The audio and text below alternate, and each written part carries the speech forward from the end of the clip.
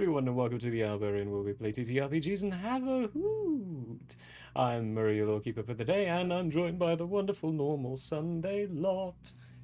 Minus Peter. It's their anniversary. So, all those wonderful joys to them as they enjoy their day of anniversarying and being married and such. All the joys. Announcements for the week. We did not do Heroes Feast this past Tuesday because two of us were this one was still recovering from moving and life and everything. That one actually was probably the one who's most capable of streaming, but poor old Smokey. Gosh, dude, those x-rays.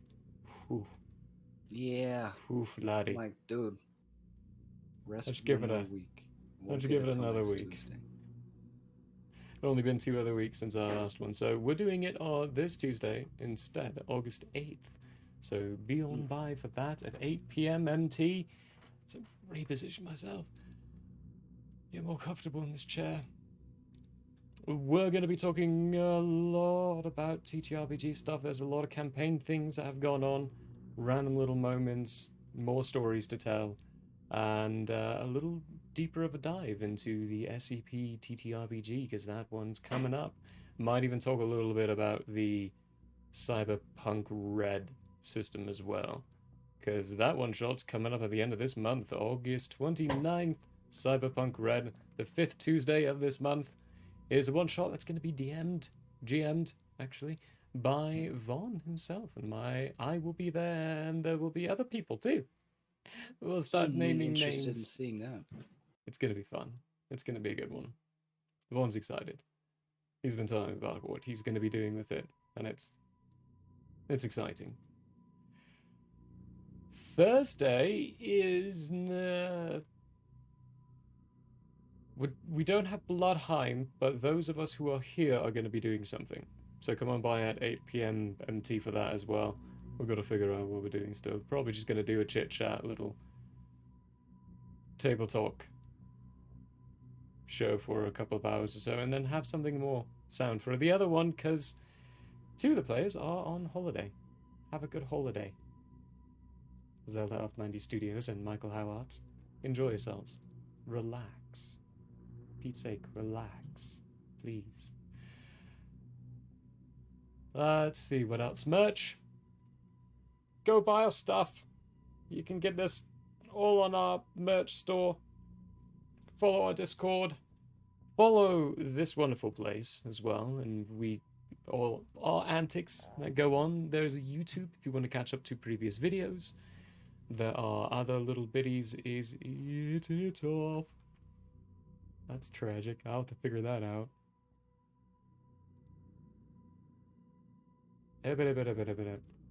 But yeah, all our past videos are all on the YouTubes, which sadly the commands are not working right now, because occasionally Streamlabs likes to turn the little body bot that does that off.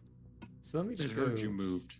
It heard you moved. It heard I moved and said, hey, this is a great time to turn the cloudbot off. It's on now.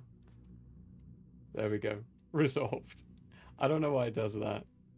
Like every so often. Anyway, go follow our stuff. We have a Discord too, where we chit chat, share memes, have random little polls. We had a wonderful idea that eventually at some point, should my life relax a little bit more, we'll have like a little stream party where we watch something and all have pasta and make pasta ourselves at our own homes and do a little pasta party. That sounds like fun. Party. Pasta party. So That join sounds the fun. fun for that event to happen. We'll put a number to it at some point. Speaking of numbers, we have exceeded the 400. Due to life IRL stuff, we have not been able to do a giveaway just yet with it. There's been so many other things I've had to figure out. Aside from that, it's coming. Don't worry. 400, big number, yay. Very, very thankful for all the love and support. Shall I stop gabbing on and we get into the reveries of what happened last week? Because that's all my announcements. Do it. Do it. Okay. Doing it. Do it. Do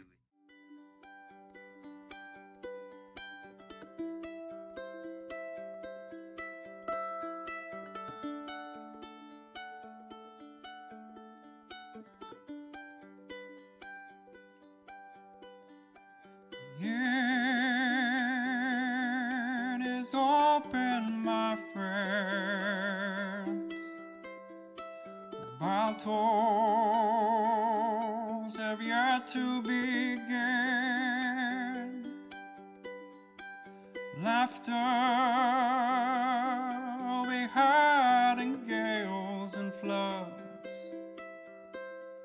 If not, at least there will be blood. The sorrow and loss may abound. We'll do our best to hold this hallowed ground.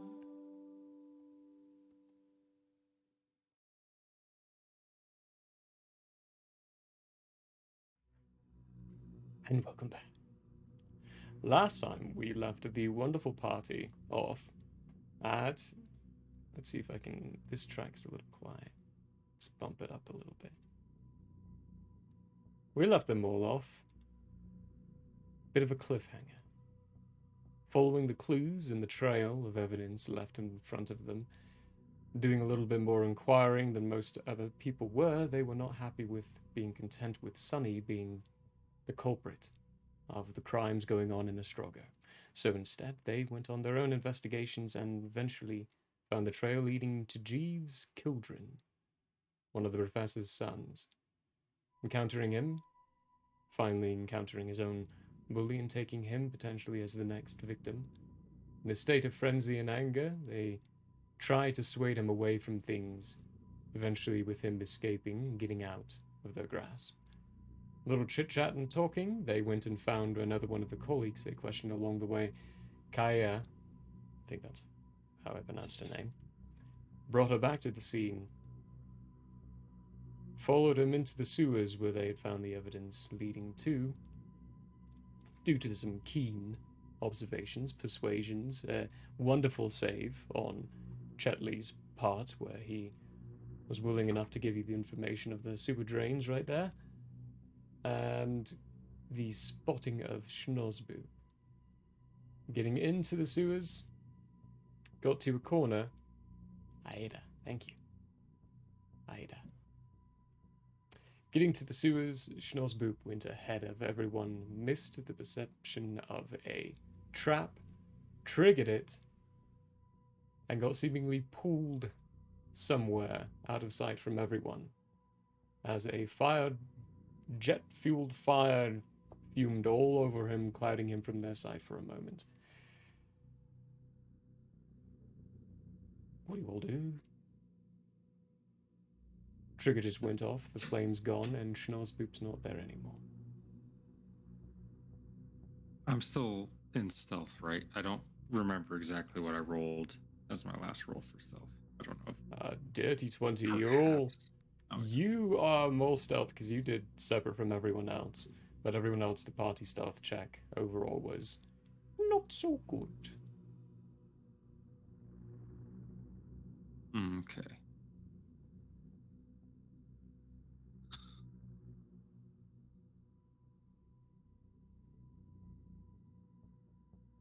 Well, if I have to re-roll another stealth, I will, but I'm going to get out ahead of everybody else, but not as far as Snozbupe, that's for sure. So, And I'm going to be looking for traps this whole time. right, perfect. You would be, from where we had at Snozbupe, he has the dark vision, so that's why he went ahead of everyone else, away from the light. Yeah. You I'm were just the gonna- 20 feet away from them all inside the dim light, so you can use your skulker feet and still be hidden Yeah. while still in light. Yeah. If you're maintaining that, when you all do get to the area, give me a perception check. What you'll see automatically is the triggered trap already, and a small little like clicking sound. Just 13. 13. Not entirely sure. I mean, you could tell it was a pressure plate, and the pressure plate's still down. The ticking, the 13, it's good enough, especially considering what your passive is and what you already would be hearing. The ticking's coming from the wall to your right. Okay. Oofda. 1 second. I gotta switch my voice over. For some reason it's not working here. Run now. And I'm going to continue down the tunnel we're in that direction, but I'm running and I'm telling everyone to run with me. Okay. So, painting image again, it's kind of like an elbow. There we go. Elbow intersection. Snozbupe poked it on the bit where he's about to turn right. Trigger happened, he got pulled, I believe you saw that, he disappeared into somewhere. And you all following, running, would be following the path to the right of the elbow. Okay, I'm going to do that, but I am going to investigate while I run to make sure I don't run into anything. Any other traps? Alright, perfect. Everyone Yes. else, what are you all doing? Can I contribute to that investigation? Like second pair of eyes kind of thing? You can if you'd like, yeah. Let's bring you up to the point of Caleb saying run. So roll an investigation.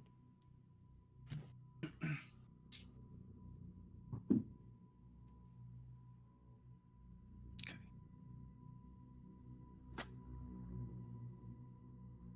15 as I run. 15 as you run, perfect. Good to know, thank you. Gonna write that down. And then Zarasi. We rolled a 6. 6? Nice, healthy 6. And let's see. Plus 2? also- So 8. 8? There's a Also rat for using a little Oh no. log thing inside the drainage. just for DM clarification, I'm only running as far as I think an explosive might cause damage, because that's what my brain went to when I heard ticking sound Perfect. Yeah. in the wall. So I'm going a feasible distance to get out of the way and make sure everyone's with me. Cool, Then I'm cool. going to slow down. Big Tin Turfy, what are you two doing before all that? I'm gonna come with, and I too am going to investigate and see if there's anything spooky, scary skeletons. Everyone just kind of Spooky, looking scary around. skeleton. Spooky, scary skeletons. Give me investigation check. 18. 18. Nice. All right. Yeah, you would notice the pressure plate. You would notice the ticking. An 18 would get you that it's coming from the wall. Yeah, I'm gonna hightail it and stick to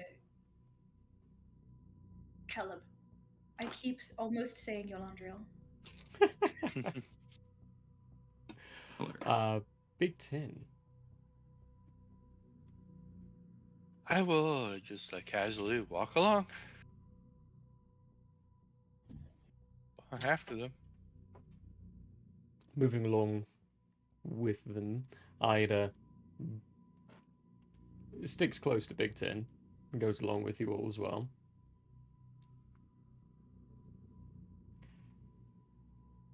Running down a certain path, you notice there are a couple of extra traps that have already been triggered at points. There's never an explosion that follows though. Okay, and I'm going to stop for a second, and I'm just going to turn around and I'm going to wait with my head cocked like that.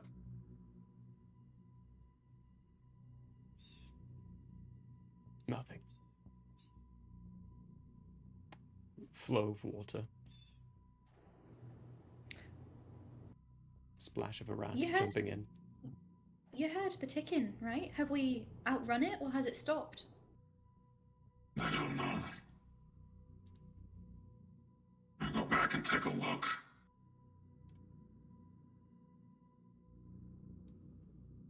Stellar plan. And yeah, I'm gonna slowly but surely make my way back. We're in Not running. sewers. You're in sewers, yes. What's the size of the sewer that we're in? Barely able for you to be squeaking in.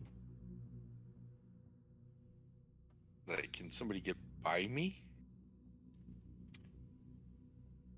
If they go in the water, they might be able to squeeze through, squeeze it under, but they would be kind of going up to their neck in refuse and waste. So, I'm in last position, just so you guys know. So, Mhm. you want to go back behind me? Good luck. You will find a little difficulty with Big Tin kind of blocking up the entire way because of their size. Okay, that's fine because I'm not bringing a light with me, so I'm going to rely on their night vision. Hold on. Me go beep beep beep. Start walking backwards. Slight little beep beep as Big Tin starts backing up a bit. You get over to Using all the noise of Big Tin, I'm going to rehide. Okay. Give me another stealthy. Oh, that's ooh.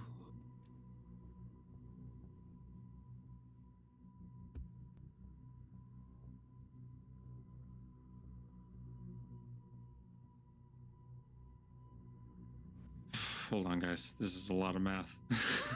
Just doing the math. Math, a key 25, skill. sorry. Ordnance. That was not that hard, but it's been 25. 2 weeks. 2 weeks since you've had to crunch any numbers. 25. When you get back to the elbow in the path, there is no ticking anymore. Okay, I'm going to check the wall. Very, very carefully.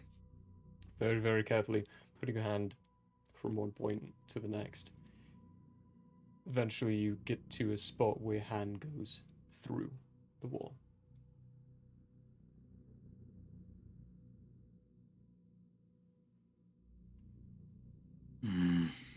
Okay.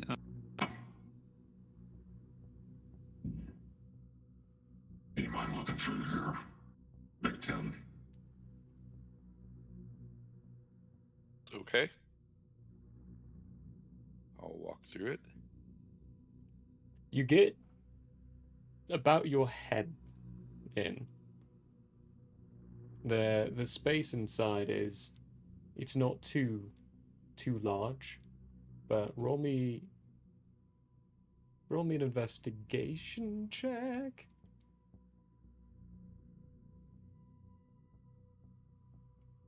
Investigation. Ooh, Let's see here. That will be a 10. a 10. The area around it's definitely either carved out or exploded out in some way, maybe. Who knows? Are you popping your head in when you look around? It's fairly cylindrical, enough space to fit a decent-sized humanoid, some kind maybe in there. And the ground below has this perfectly round circle that looks vaguely familiar to what the sewer grate was before the couple of taps were done to it to make it look like an actual lid or sewer grate topping to enter the sewers.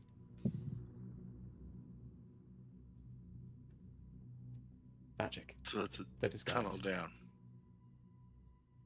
You can get that, yeah. It's safe to presume.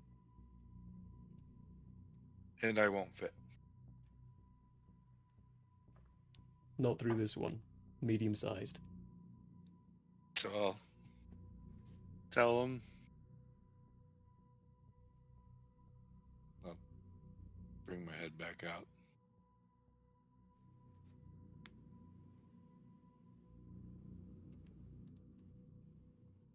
Mm. Say, tunnel down, small. For me.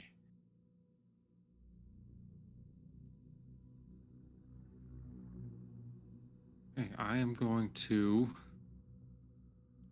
Out of curiosity, where's Teffy and Zora? She went with, since BT backed up, so no one had to take an unpleasant swim. Teffy just kind of came with. So overhearing that, then Zora? Well, hopefully I didn't get too distracted by the rat I saw, and I was following along.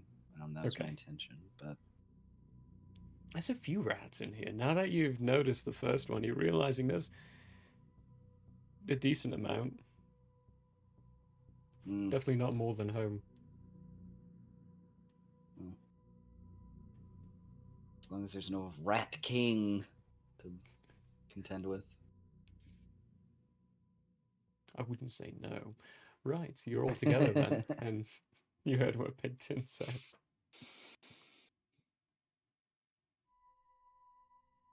Okay, I'm gonna.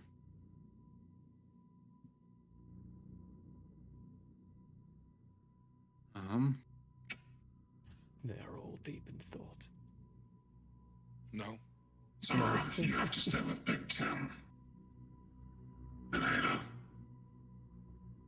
Teffy, you're with me.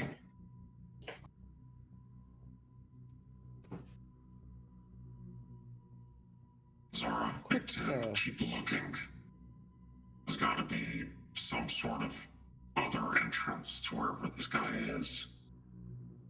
But watch for traps. That's how it gets you.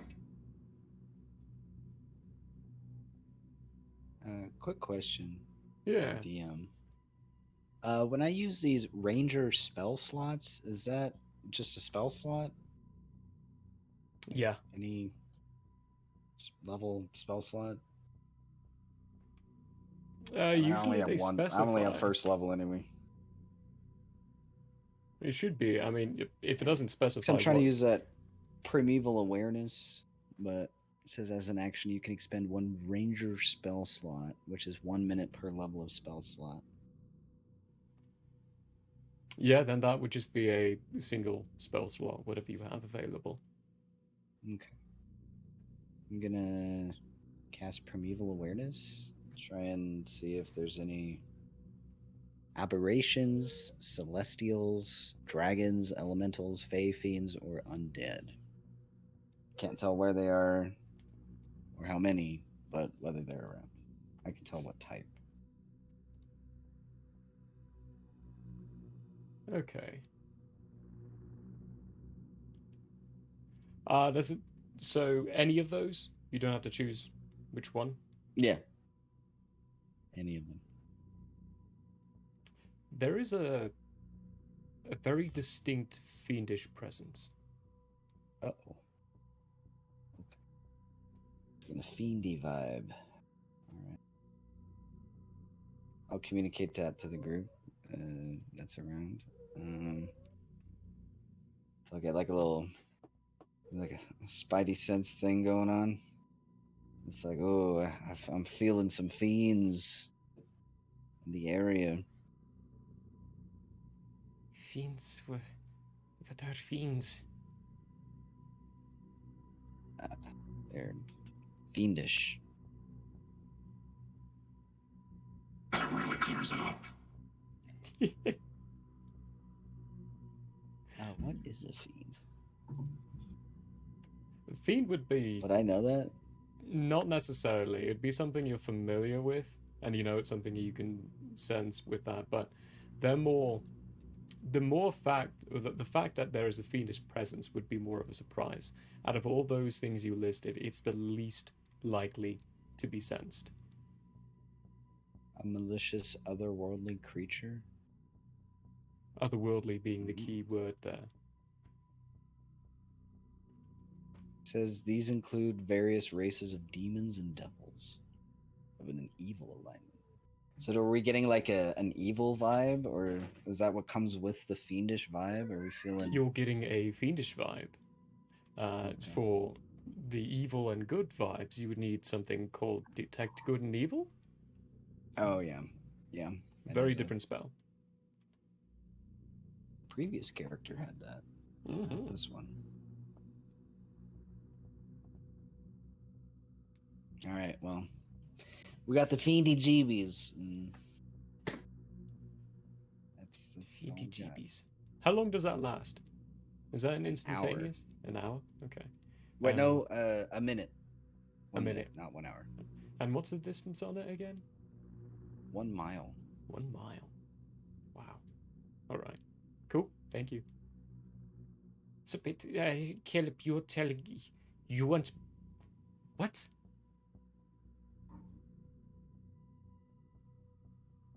What is your plan exactly? I can't hear you. Tiffy and I are going to investigate this. 3 of you will continue down. You'll be with Big Tim, so trust me, you'll be safe.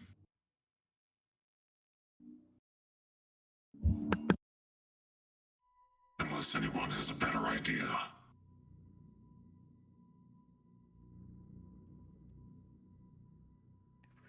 I think we should be getting the constable. Or there's the inspector. Somebody here.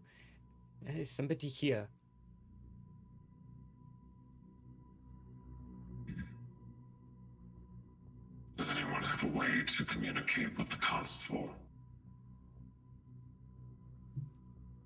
No, but I know where he is. Well, we could run after him. Yourself?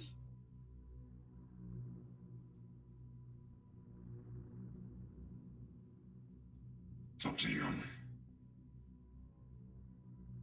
He currently has Snozbupe, and we don't have the time. I thought Ada was to be the bait. I thought she was a key part of this plan, and we need to stick together, and the constable is not agreeable, shall we say. So I think we should just stick to Caleb and I investigating this thingy, and the rest of you carrying on down the pathway. All right.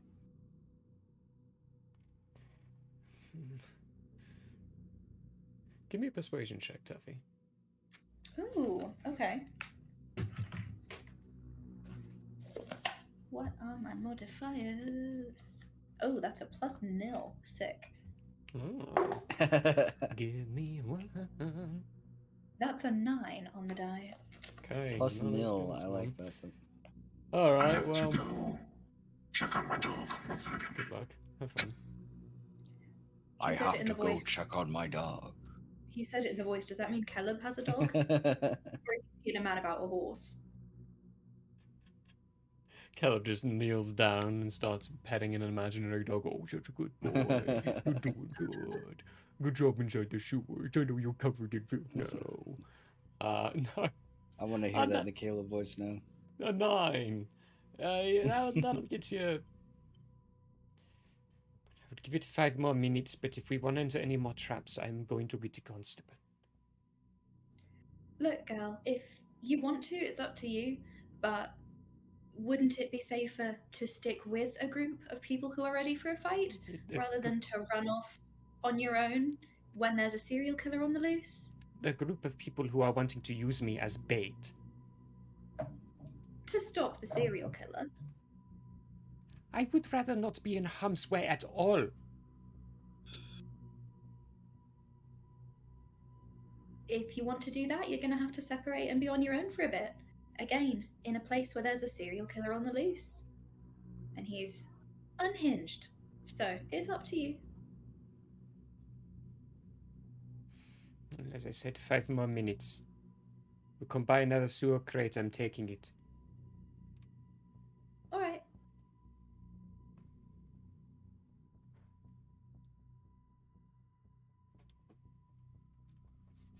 Alright.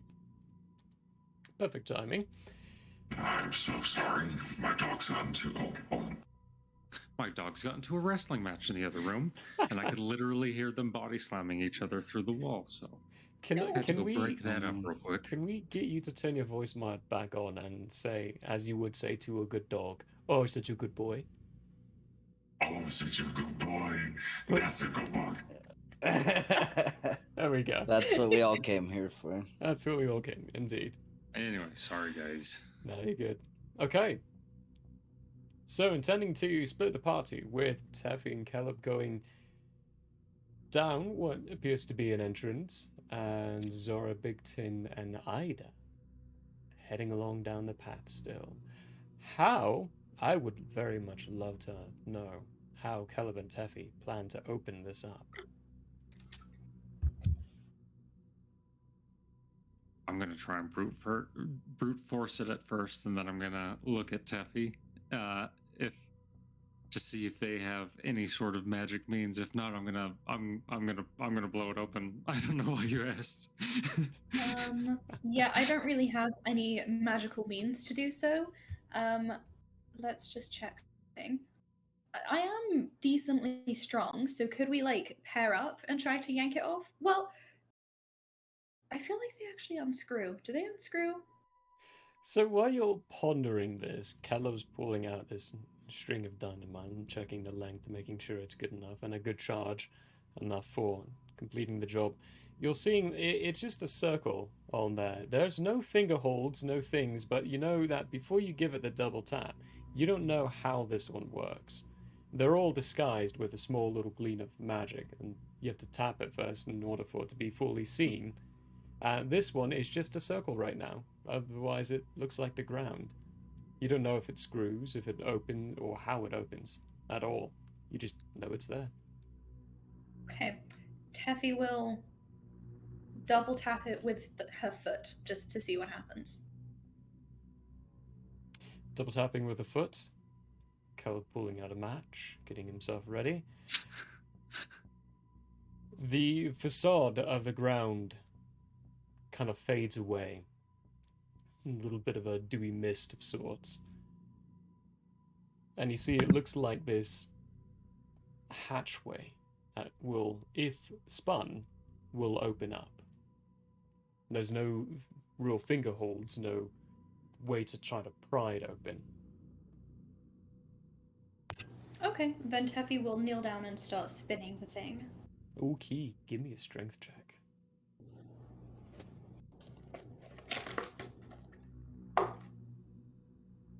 $21.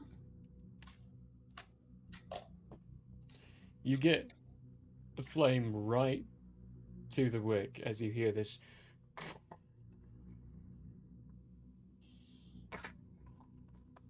Oh, Tuffy just brute forcing and moving this thing to spin, and it starts to slowly open with each spin.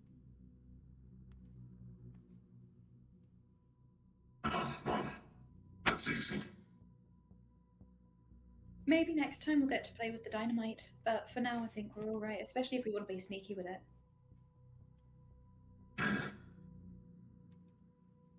I put out the match, and then I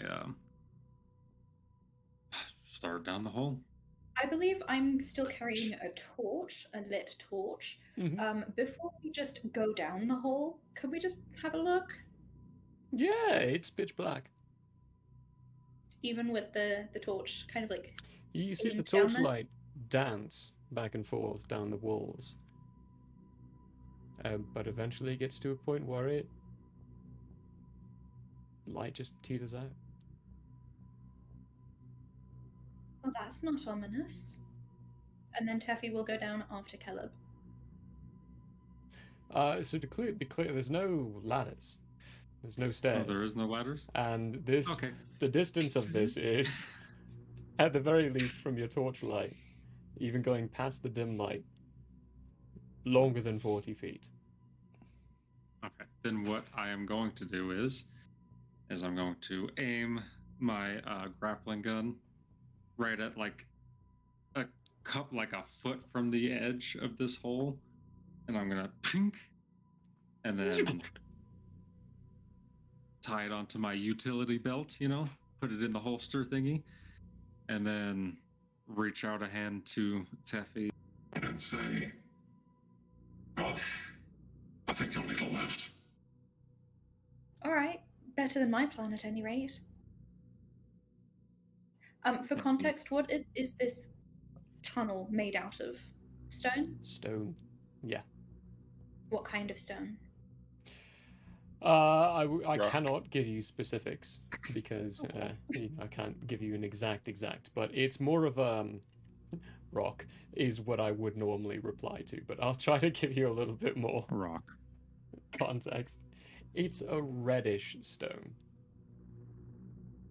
So it's not sandstone, and it's not... closest would be to is maybe granite.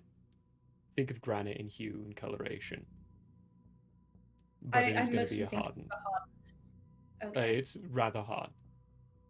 Cool. It's hard. It's hard stone. Cool. It's not just a stone, it's a rock. It's not just a boulder. Thanks, it's a Chaos. rock. Lowering on down, there is a... There's the mechanism inside the gun. Lowers the two of you downwards. How long is the reach of your grappling? Okay. Let me double check that very quickly, actually. I believe it's only 30 feet. Yeah. 30 feet. 30 feet. Okay. You hit 30 feet. Still nothing below you. Okay, Teffy's going to pull out the 50 feet of coiled rope she has from her bag. She's going to tie it to the handle part of this grappling hook. You're gonna tie it onto me? Alright, I'll be the middleman. Oh no, she was just gonna tie it onto the gun part of the hook, not onto you, and then just shimmy down it like a prisoner escaping on some bed sheets. Okay. Right, I'm gonna hang out here for just a minute while she makes her way Moment. Yeah, we're gonna see if there's a bottom to this real quick before we go leaving my grappling gun. Wait, oh my god. No, JK, can I undo that? Because I have something much better and cooler and smarter. Okay, cool. I'm just gonna cast Featherfall on both of us. And then we're just gonna vibe and just glide. Yeah. I forgot about that. Yeah. Uh-huh. I can also do that, but I was very worried about the fact that this goes on forever. That's what I was worried about. The lights around you, you hit that point where the mechanism stops going zzz and goes bounce a little bit and swing back and forth. Kind of have to balance yourselves against the wall so you don't slam. And Teffy, it dawns on you. You have Featherfall.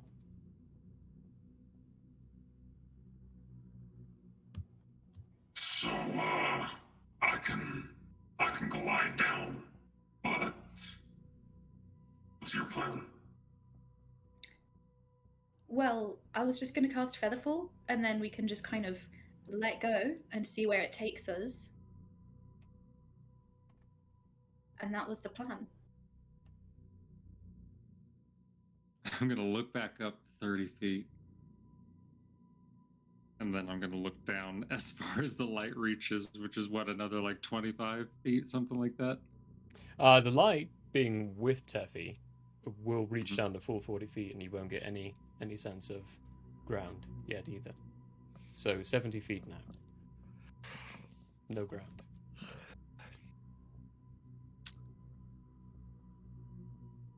Okay, so what's the wall situation behind us? It's like a cylindrical tunnel. You've got maybe so we could get 4 back feet up, on either side of you. You can get back up. It's not so smooth and fine that you can't climb up. I mean, you could go back to back and shimmy your way back up, but you've got sheer 70 feet so far. Very well. Ready when you are. All right, so she does it. So she just kind of does the spell. And then we just kind of, I let go and I start drifting. I'm gonna grab the grappling gun, unholster it, and then hang there by my arm and just go. And then and just release it and start falling. Leaving the gun there, or activating it to reel itself back up to the top. No, I'm like unhooking. I'm like hitting the button that unhooks it and brings it back down to me, and I'm just dead falling. Dead falling. And it's. You don't even. I believe Taffy can do this to you as well. Mm-hmm. Yeah. So you just start slowly drifting downwards. And eventually, you being after Taffy.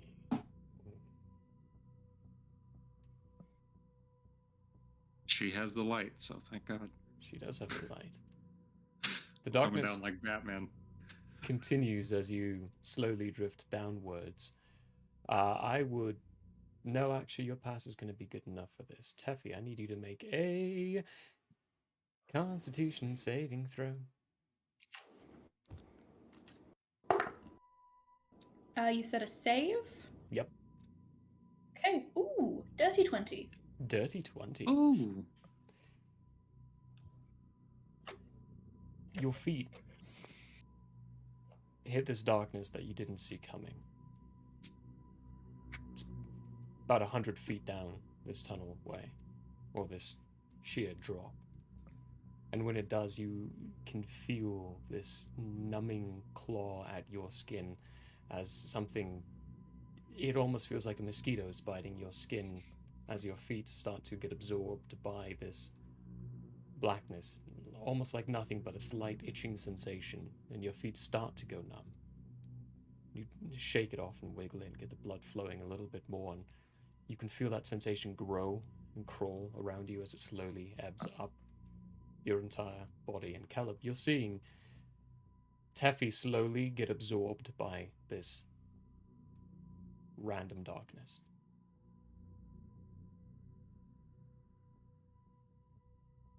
You've got about 2 feet difference. You're muted. I can't hear you. This isn't gonna be good. I'm not gonna leave her there, so I gotta go in with her, I guess. Caleb, I need you to make a Constitution saving throw. I will. Papa needs a new pair of shoes. Tuffy doesn't even have any shoes. Ouch. That's an 8. That's an 8? Ooh. As soon as you reach this darkness, your feet start to get absorbed by it, and you feel the same sensation, this strange little tickling around your feet, and the numbness start. You try to shake it off, but the numbness grows through the skin itself into your muscles. You feel everything start to lock up into place. When it reaches your calves lock almost like a... What are they called? Why does my brain have to blank on this? Chronicles. When your muscles lock up and cramp, like a really horrible cramp climbing up your entire body. But it slowly goes numb. You failed your save. Teffy, you succeeded on yours. We will get to that in a moment, though, as we go over to Big Tin, Zora, and Ida. I'm gonna go let my dog in. Do it to it. Oh boy. Oh boy. Alright, Zora and Big Tin. The two of you, along with Ida, still staying fairly close to Big Tin, continue across the elbow. You would see the same kind of scene that previously, a couple of other traps that have already been triggered. Things that have already gone off.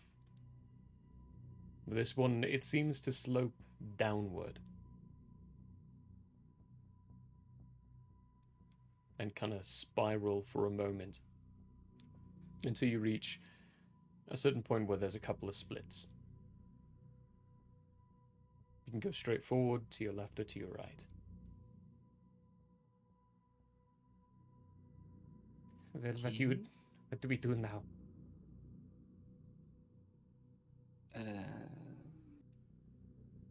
Maybe I could use my magnifying glass for any indication of like difference. Maybe there's like a little symbol in the bricks or something. I don't know. Okay, looking for clues. Anything from Big Tin? I'm just watching them. Watching out. Okay. Big Tin, give me a perception check. And Sure. Zara, give me an investigation check.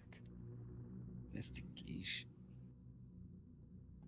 I'm close to the point of giving you advantage using your magnifying glass, but I'm not there yet. Because you've brought that up like 4 times now. Oh, look at the wedge. Ooh. Mama. With a dirty 21. Okay. 19 for 21. 19 for 21, perfect. And Big Tin. I can 11. actually see the numbers you roll now. Yay. 11. Okay. There's just rats around Big Tin. A few of them. Nothing else too peculiar or different. They seem to favor the right side over the left side of the passageway, because you've got both your paws, your left side paws on one side of it, the stream, your right side paws on the other side of the stream. They're all walking on like this very narrow 3-foot walkway on the left hand side.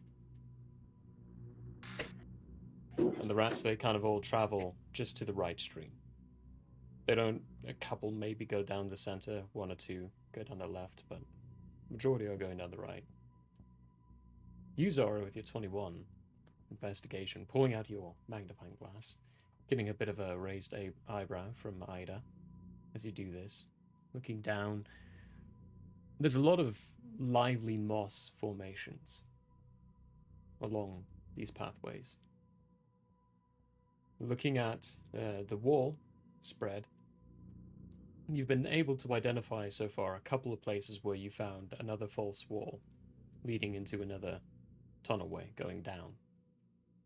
And it was all because there's no moss on that section of it. Looking down on your footpath way, you notice very cleanly that the right-hand passage and the middle passage, the footpath has more moss on it. Less has grown on the left-hand one.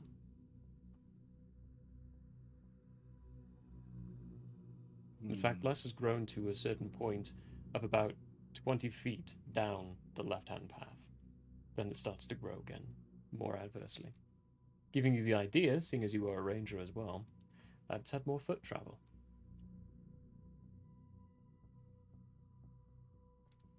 I think we'll opt for the more foot travel path.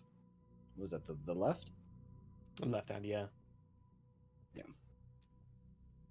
You can opt for some more foot travel. It's been 5 minutes. I'm opting for getting the inspector. Because it was a great little while ago. If I get the idea of if I know where I am, then I won't be there for long. Well, you're more than welcome to go find the inspector, but at this point, I think we should press forward towards our goal. I'm not a fighter. I'm not someone who does these things. You are adventurers in your guilds, whatever. I'm studying to be an arcanist. I don't want to be in the front line. Then don't be on the front line. Good, I won't. She turns and bumps into Big Tin. Oh. Looks down at the sewer stream. I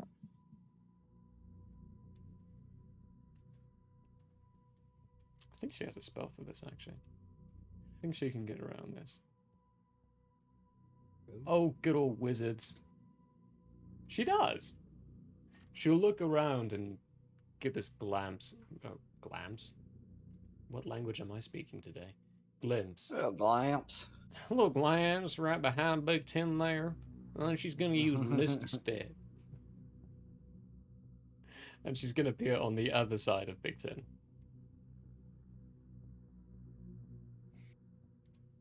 More like musty step, am I right? A little poof of a cloud of mist just appears where she used to be, and then she's on the other side. I seriously hope you do find him and that everything's fine. I don't... Jeeves isn't this kind of person. Something else is going on. And she starts to leave.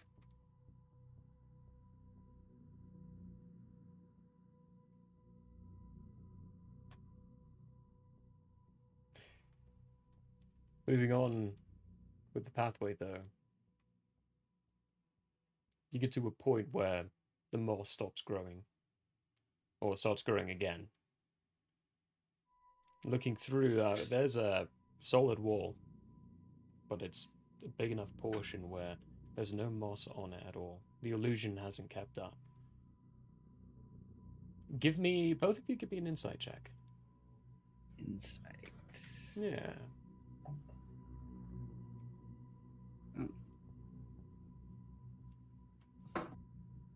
Is that a natty? I think so.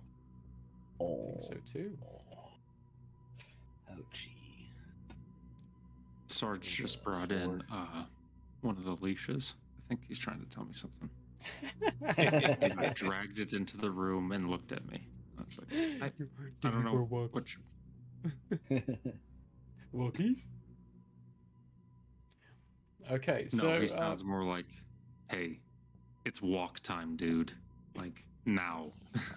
No. Take me for a walk, dude. Now. Right. Zora, what'd you get? A dirty 4. Dirty. Ooh, gross. Right. Big 10. Well, rolled a natural 20. It Which ends is- up being a 19. Doesn't matter. Natty 20s are auto successes because of these things. Zora kind of putting the hand through this portion of the wall. Big Tin, there's... you'd think someone putting up an illusion in place of where a wall used to be, they would have it look like the rest of the wall. This one very clearly doesn't. That could be for a couple of reasons. One, they just haven't kept up with the illusion. Time's gone by, and now it's different. Or the other one being they weren't thinking straight. Being Jeeves, high-class student, from everything that you've all investigated, it's probably more likely the former. They haven't kept up. These tunnels have probably been in place for a very long time. Okay. This so one, we're though, going through the wall? yeah, if you do, following the path and what Zora found previously, going through the wall, you are very clearly diverging away from the path of the sewage system into something constructed, and it's very perfectly, almost perfectly cylindrical. And it spirals downwards. As long as I fit. Just barely. Just barely enough to fit. The height's not so much the issue, it's the width. There are moments where you're kind of gonna scrape by. Quite literally. But No stealth here. no Lead on. stealth. None of you Neither of you stealthing? Not if I'm scraping along the wall. I would say disadvantage, but you can still try. I could give a stealth roll. Zora, you can. Big Tin's not gonna go by as they've said scraping by the wall. That's a 10. It's a 10. All right. I will keep that in mind and consider it. Back over to Teffy and Caleb. Hold on, before we... Oh, yeah. Who's leading? Zara That is a fair question. or Big Ten? Because the order is not going to change once we get going. This would be an opportunity to change up the order if you wanted to. Previously, Zara was in front, but between the two of you, you can decide who wants to be in front.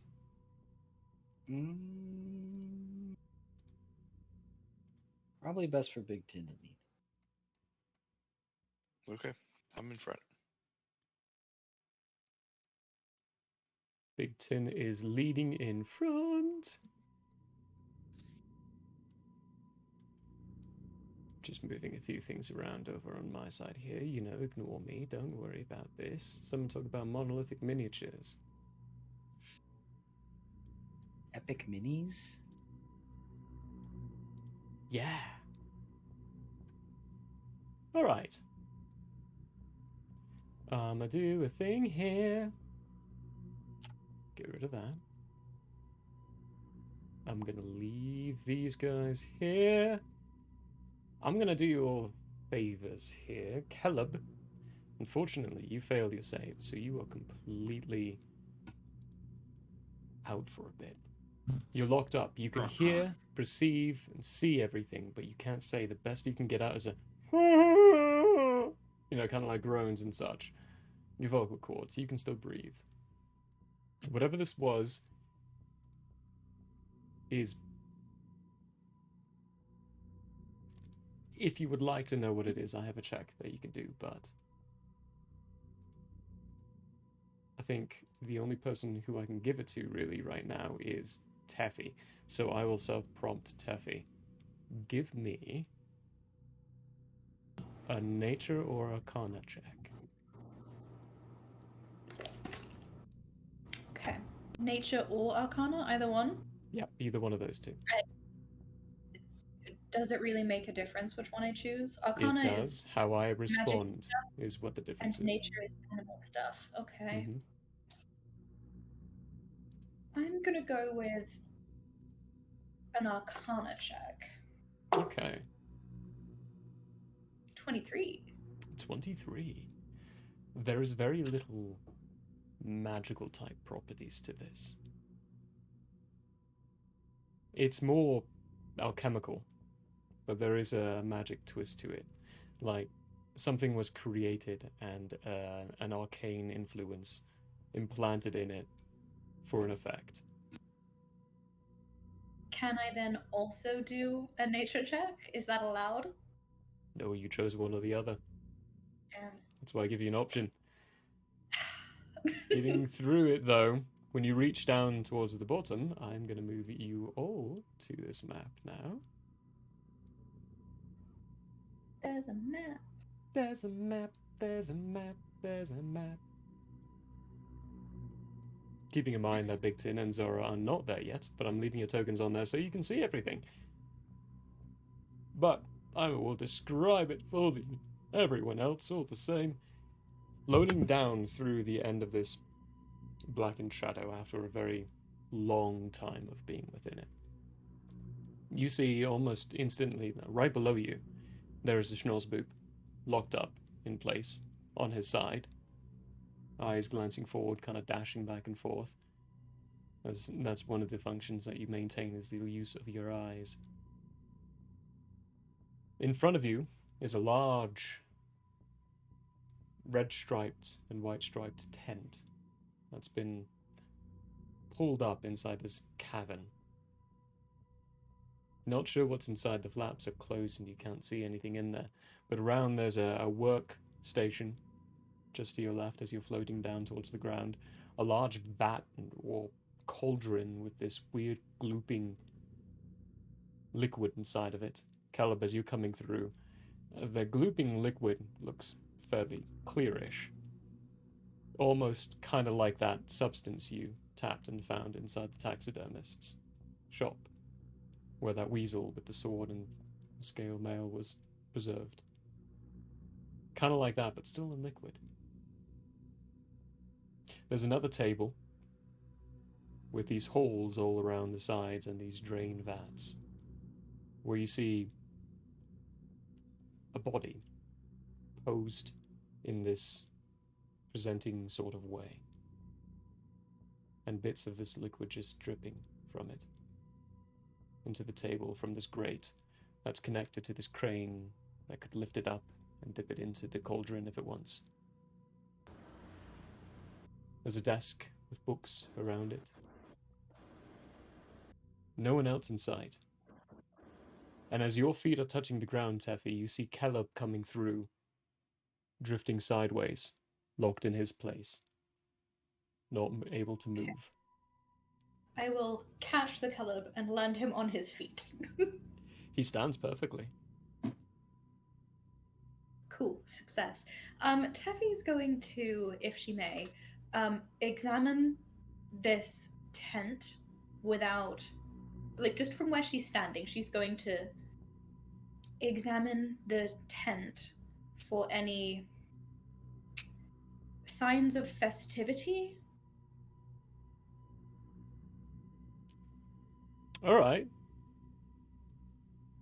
Give me no. From where you're at, you examine signs of festivity. You describe signs of. You know what? Actually, I'll just tell you. There's nothing. There's no sounds coming from inside of it. You hear the casual drip of liquids down a tunnel way. I mean, you're in a cavernous area. Echoes travel. You smell the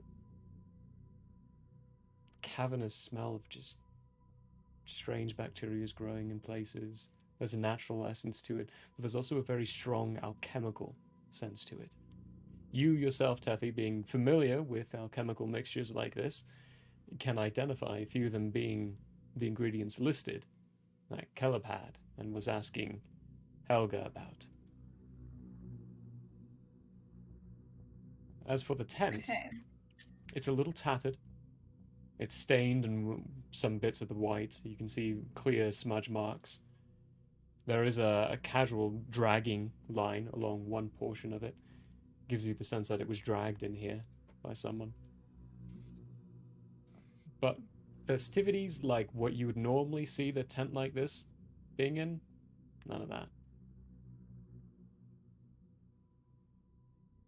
Whether or not it works, Caleb is going to try and will this to end, will himself out of it. Sure, give me a con save. All right, I shall. You know what I'm going to use? I'm going to use something I haven't used in a while. Acrylic dice. It's been a while. Today, metal dice have not been working, so. Okay, picture for proof. That's a nat 20. That's why I switched dice. Holy shit. What a shame. What a shame. Yeah. With a nat 20, now unfortunately, this you can't will yourself out of this, sadly. All right. What I can give you is, what I will give you, because you rolled a nat 20, I'm not going to ignore that. Come on, I'm going to give you something for it. And I asked you to roll, so I'll give you something. This is... You've heard tales of various kinds of gaseous forms that have been produced and made during the Gene Wars, and primarily at this point inhabit solely the Globshack marshes. This kind of feels like a created gas like that. It being in the dark nature and being like a shadow cloud, you would get the sense... no, you haven't heard those tales. Those ones are rare. Those are rare tales. But it could have been one of those forms. And with those forms, it's all about your system processing it out.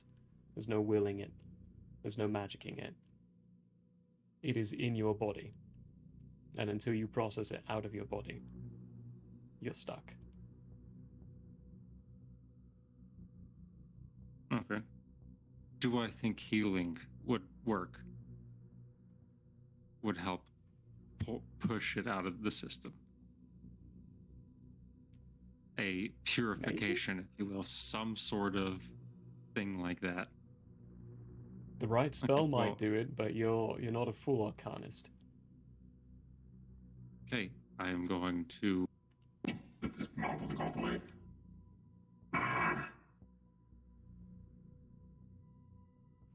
To try and get Teffy's attention. You hear the grunt, Teffy?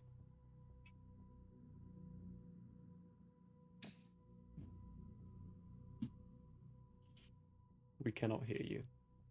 Yeah, there we go. I realized that. Whoops.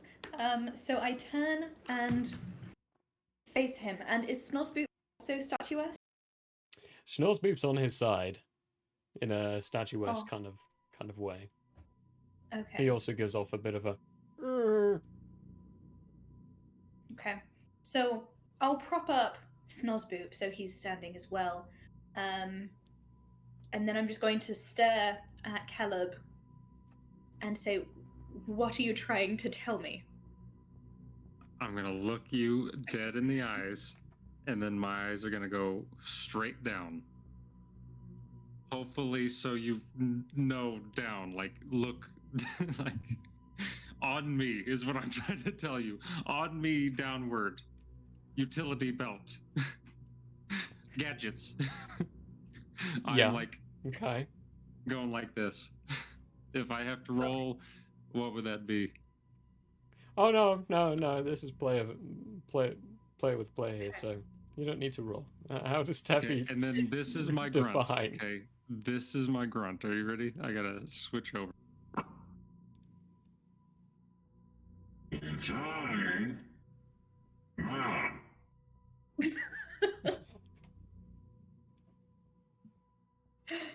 Teffy's going to just kind of like follow his eyes, and then it's gonna click after like 5 times of that.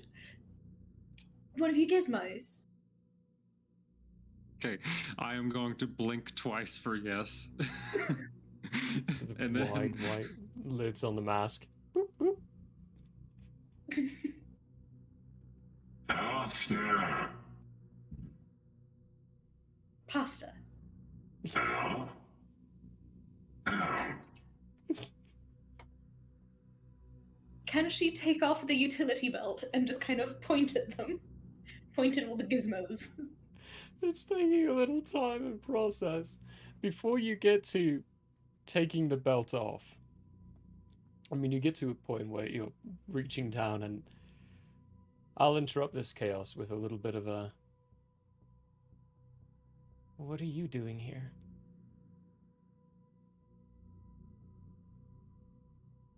She spins around, pulls out one of her items to see who that was. Who said that? A tall, long black-haired, greasy-looking half-elf Greasy boy. stands about 30 or so feet from you now, kind of walking over towards one of the desks where there's a book over the top of it. I said things for people not to be able to move. How can you move? Oh, so you did this then? I don't know, but it does reek down here a bit, mate. Have you considered magicking up a window or something for ventilation? Because these fumes might be making you a bit loopy. I've done several things. He flips through some of the pages to try to help with the smell, but it's just a process of where we are. Are you here to be a witness? Starts walking over to the body that's over there. I'm not sure what exactly you're witnessing, or rather, you want me to witness. But right now, I do have a question. Why are you having all these people just kind of frozen, stock still? It moves a thing over, and there's a grinding of gears on gears as this tray with his body on it gets shifted over to an open space. And it's all for the art. Everything matters. The way you stand, the way you position yourself.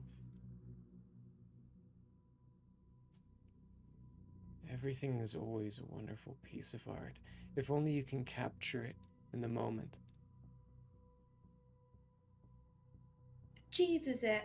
Have you considered painting This is or sculpting. drawing? This I have is considered not sculpting. sculpting. Jeeves, this isn't sculpting though. Sculpting is shaping it, taking a blob and shaping it into something. This is just freezing people. But I do shape them. I do mold them into the position they need to be. Do you think he looked like this? He spins around the body in front of him. When he perspired.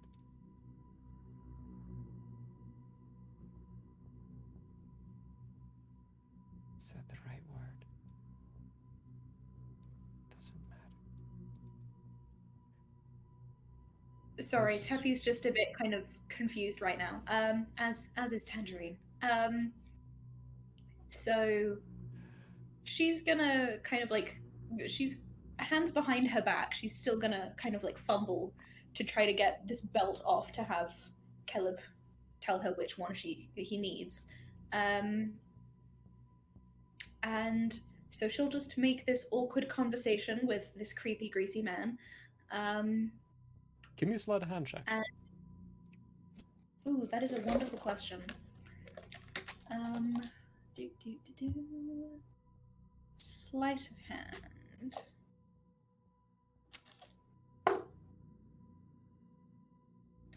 Okay, so that is going to be a 12. 12. Yes.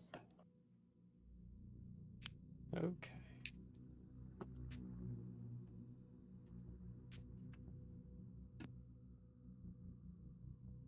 What are you doing? I'm just fidgeting. I'm trying to figure out. I'm just trying to think. And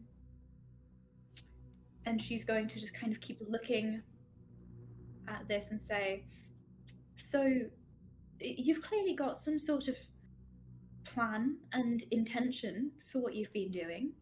So why Yes. do you need witnesses if this isn't art? Art is meant to be seen. Art is meant to be That's perceived. why I need witnesses.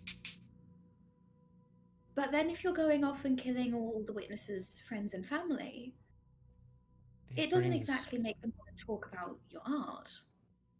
No, but it brings more attention to it.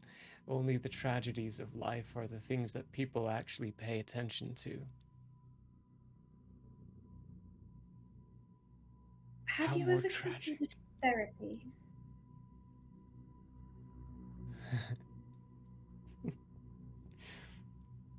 Therapy is perceived by the one who receives it, and for me, this is therapy. The body in front of him lifts off the ground a little bit. I meant talking to a licensed professional.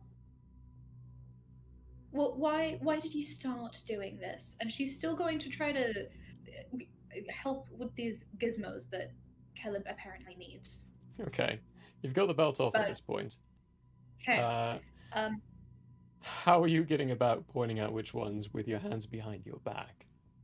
So she is going to pretend I'm turned around the other way. She's going to hold it, and then she's just going to like point from one item to another and wait until he grunts. And then just like count them again, however many gizmos there are. Eventually you Okay, Okay, so she kind of goes around to figure out which one he's like talking about. So then she'll grab it, and then she'll try to put it into his hand. Doesn't move at all. It's like solid rock. I can't.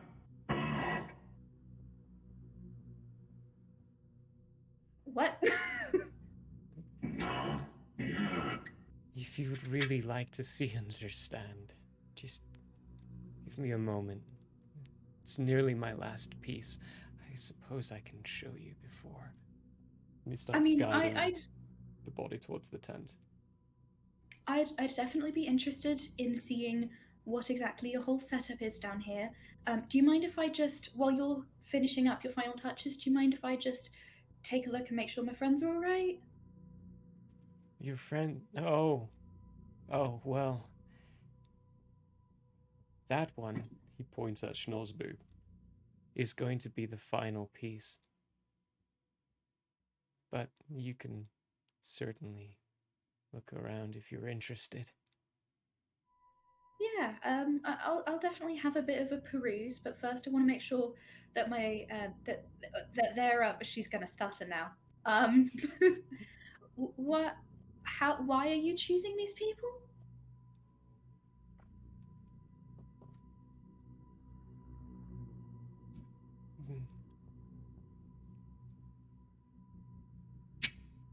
Because they look right.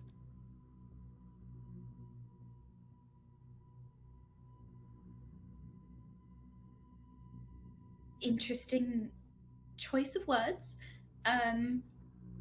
Before you take care of your final thing, can I just have a couple moments to say some words to my friend before he's turned into your final piece? Yes. You can take a few moments by all means. I'll get this one into place and get ready for the final reception. Then after that, we can show you. All right, great. Thank you so much. So then she'll turn around. BT Dubs, are Zara and BT down here yet? No, not yet.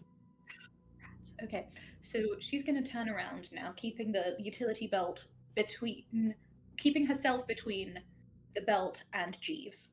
And then she's going to turn around and, like, she's going to figure out what the heck Caleb wants. Okay. You got your hand on the right pocket in the right location. What does she find, Caleb? In it is this a metallic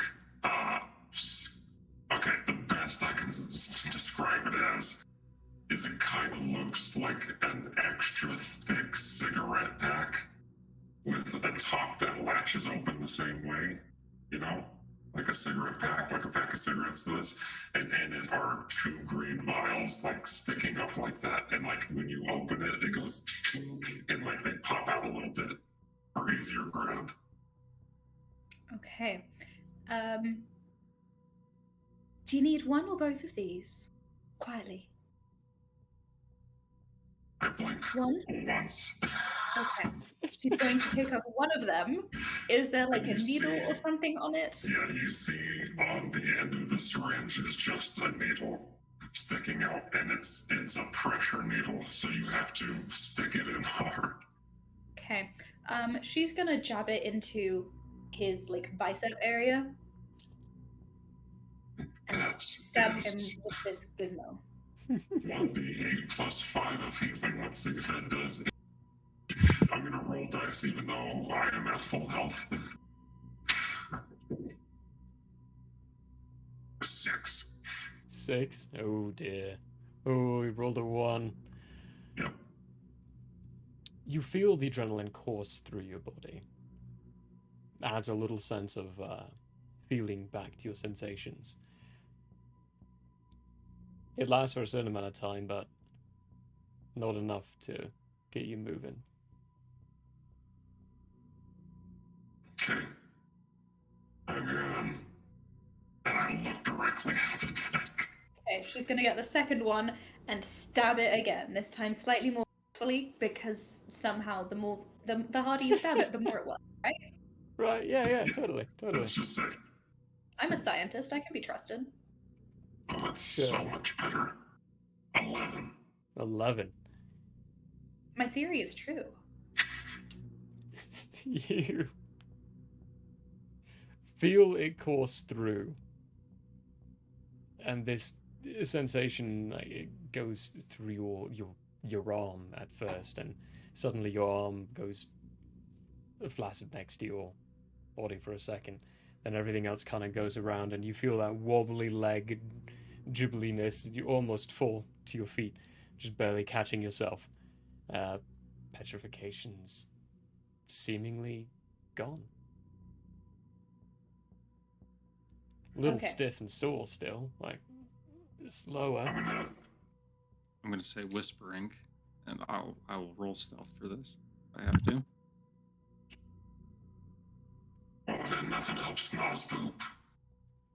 Well, we need to wait for them. Big Ten, Zara. Okay, what exactly were those vials?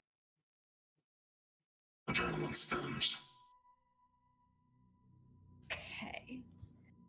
Adrenaline is a hormone that mammalian creatures produce. It causes the fight or flight response in animals. Condensed. Oh. Gives me a boost when I need it.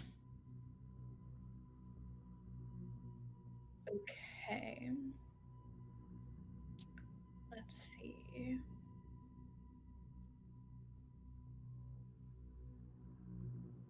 I'm going through my inventory to see if there's anything I can use at this point.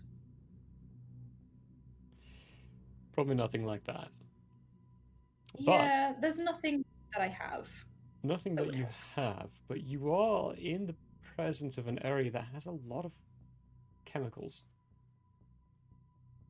and substances True. around that might.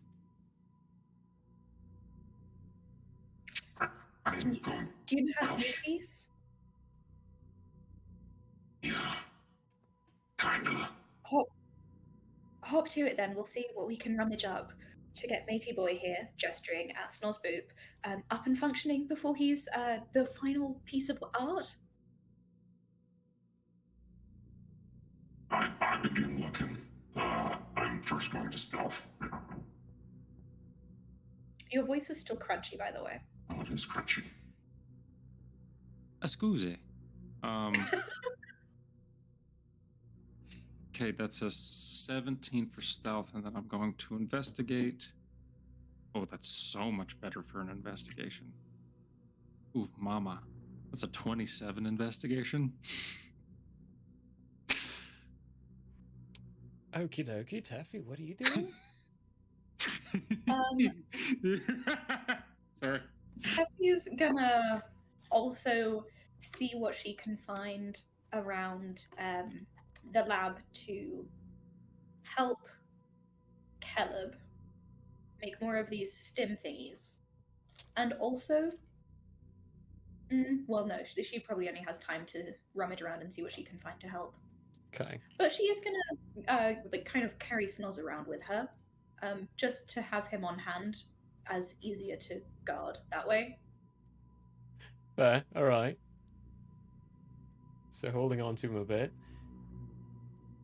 I'm gonna go ahead and say at this point 27 investigation. Here comes the sun. I'm gonna move you, Caleb, over there. I'm also gonna get rid of these things off of you. Still gonna leave one. Taffy, I think the place you would be naturally drawn over towards is that desk with the book of scribbles on it. And there is I do like a script.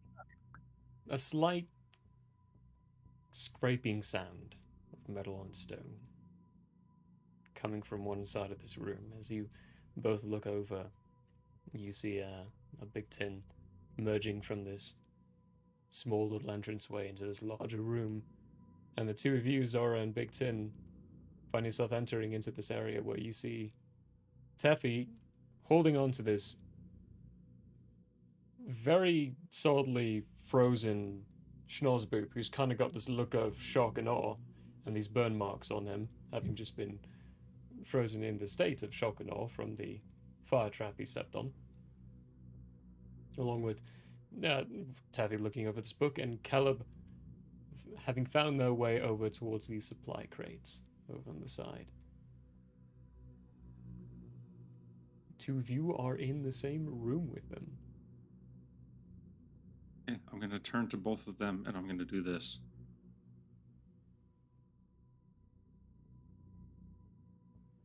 Do I got to do a stealth check? Yeah. I would need one from Big Tin as well, unless you're... Uh-oh. He's just roboting around. I just freeze. Or mecking around, I should say. Just freeze, stop moving. Can I be a little bit cheeky here and just see if something is even what? You broke out there. technically allowed? It's a bit creative and a bit less than legitimate. Okay. What you thinking? So when people are petrified, they can still perceive everything, and they can still do fun things that don't require them to physically move, correct? Yes. Okay, so Teffy is going to whisper to Snozbupe to send a message to Zara, explaining that, the serial killer's in there and that Snoz is supposed to be his final artwork and whatever.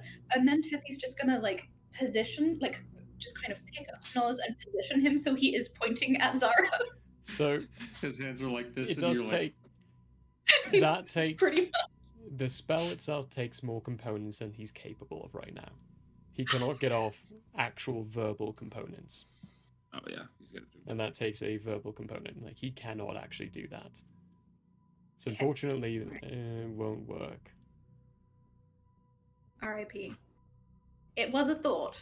It was a thought. Yeah, it was a good thought. Sadly, doesn't work in this situation. Okay, so Teffy's going to keep flipping through this little scribbly book to see if she can find anything insightful. Okay. What portion of the book are you looking through first? And give me an investigation check. Investigation. Oh, that's cocked between a 3 and a 19. That's not helpful. No, not at all. Okay, so what is my modifier? All right, so that is going to be a 23 for moi. I rolled it again, and this time it's flat on a 19. And what portion of the book am I going to be looking in? Start, middle, end.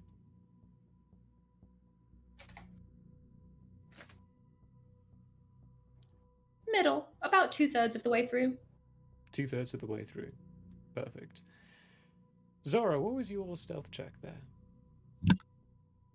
Oh boy. Oh boy. You rolled a natty 1.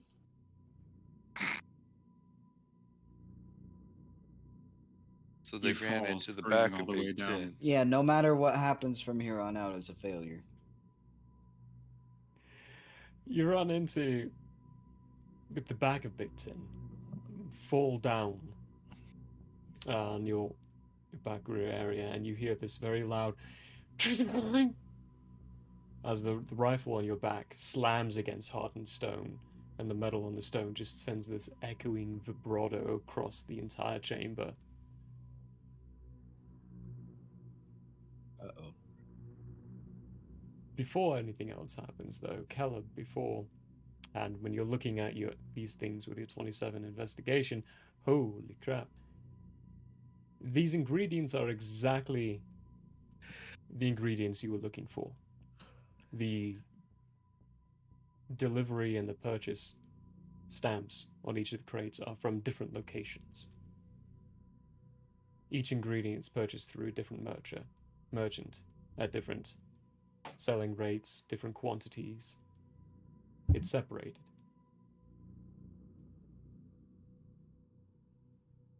If it were through the same person, a little too obvious, a little too easy to spot, because he separated it. He's been able to keep out of the line sight just that much more. There's also additional ingredients in here you don't know what are for. A few of them, though, given your line of work and your ridiculous 27 check. Read a lot of books. Read a lot of books. You've got a few of these ingredients are used for paralysis. Not sure how he's using them. A couple of other ones, they're not ingredients you would use, but they are ingredients a Gene Warrior might use.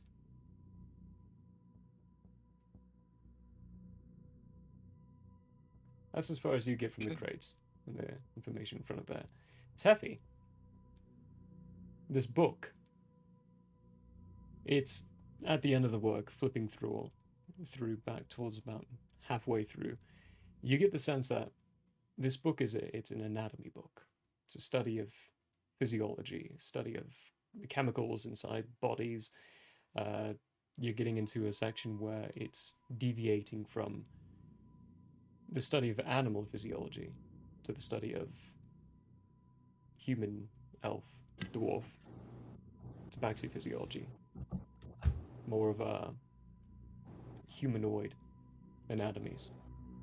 And a couple of sections inside of it specifically state out the differences, key differences of muscle formations between different ones. And as you're flipping through slowly but surely, there are a couple of sections where you see a note that is in a different ink, so added later on from the earlier portion, stating merchant pose. A couple more pages, gets to a different species. Angry pose. A couple more pages, gets to a different species. You start seeing more notes on chemical mixtures. For self, where you would realize that it's starting to look a little bit more like what your father's journals looked like, with these random little pieces of recipes for mixtures that could alter yourself for a certain time frame. But they look wrong. These are the ones where, in key points of your father's journal, it would be never do this. But these ones are specifically saying, do this. Your Gene Warrior background would give you enough sense that he is messing with things that will permanently alter his body. And alter anything else that he gives to other people. Okay. Interesting. Really hate that. Okay, so that's about as much as I need from the book for right now. Teffy is going to go over and examine the crates that Caleb was looking at to see what she can rummage up from the actual chemicals on hand. So, finalizing kind of with the book is about when Zora is going to clamber into the backside of Big Tin, fall flat on their rear. And you see the flap open up from the tent. A couple of seconds later going, what's going... Those are uninvited guests. They need to leave now. I don't need more witnesses.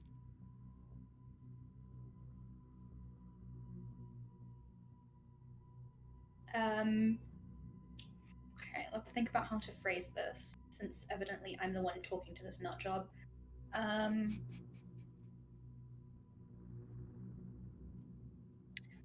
Hold on.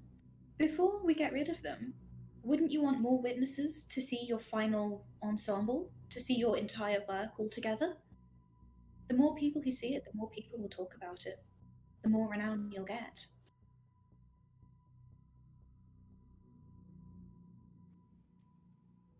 Everyone will see it soon enough. As soon as the general sees it, he'll take it into part of his circus. And then everyone will know.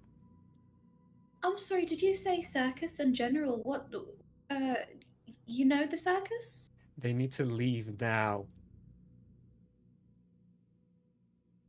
Teffy's gonna kind of glance back and kind of do a little head nod to like make their way towards the entrance they fell through, not knowing that it's basically a water slide. And Teffy's going to kind of like usher them that way, and she's going to turn back and say, "Oh, have you met the general then? I've only read about him. I'm a big fan. He sounds like a lovely chap. When did you meet?" General, who's the general? I don't actually know who the general is. That's so long ago. Have you been to the circus? Question. How big is this thing? The tent? This thing. Oh, hang on. I'm not looking at the map. Give me a second. Big old green thingy. The vat. Big old green It's vat clearly a thingy. vat. It's about 15 feet wide at the top. And how tall? About 20 feet tall. You're hidden behind the back end of it with the stealth check. Okay. Good. Needed clarification. Might message you about something here in a second, Okay. depending how this conversation goes. The general, he's in the mind. He's years ago. I don't remember everything. They shouldn't be here. Out of curiosity, Zora and Big Tin, have the two of you, what are you two doing after Teffy kind of gives you this nod?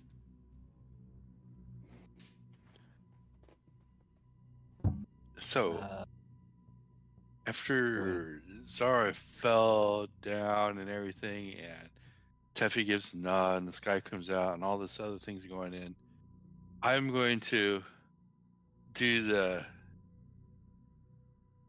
weird freeze and fall over.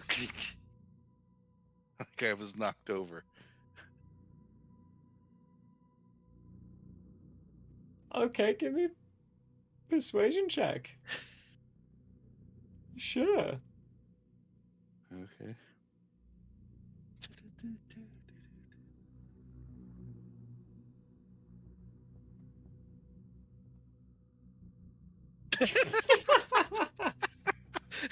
Natural 20. Natural 20. Like an opossum. The lights even turn off. Like whatever lights emit from Big Yeah, Tin. the lights turn off. Turn off. And just topples over to the side, frozen in place like an opossum. Clearly revealing and showing Zora behind. What are you doing? Well, after making a big old noise like that, maybe I'll crouch. Make myself small. Alright, so making yourself a little small, crouching. It's like, they need to leave, they need to leave, they need to leave! I only need one witness, and I can't have more than just one.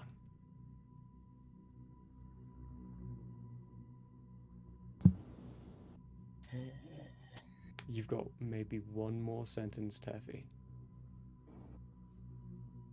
Crap. Okay.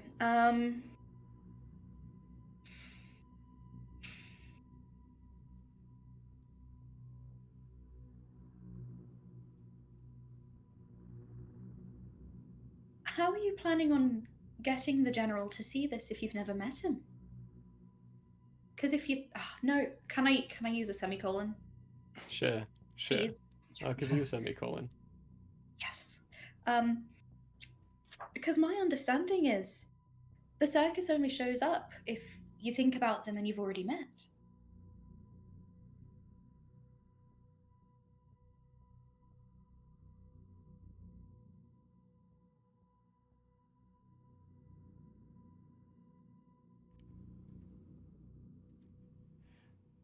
Okay.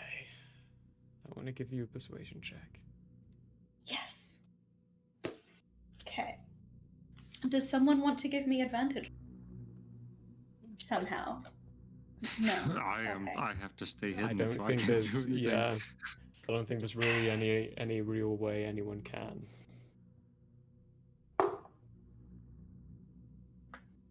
Nat 20.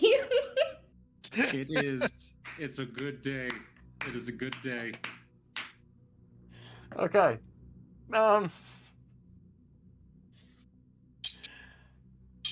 worry, the nat ones will come next. The problem is with what you said. The how are you going to do this? How are you going to show the general if you don't really know? My immediate response to that is to say, I'll just show you. Ick. Okay.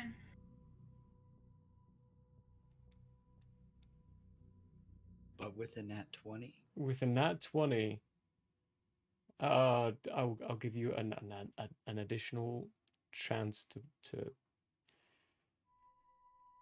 The problem is I don't really see an easy way of this coming through. Okay, this is his response then.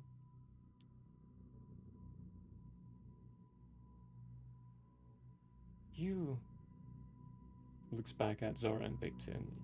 Get rid of them and let me process my final piece, and I'll just show you.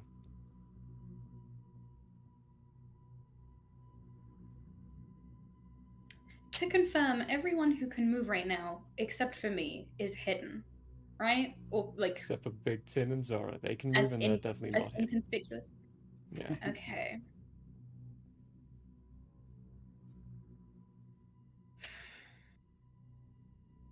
Yeah. Very quick question. What is this landscape like around this area like? Is it all Hang on. open? Let me move back over to. Yep, it is as you see. All open. Okay. And you said this was 20 feet high, right? Yes. Let me grab this guy and move him to where he is.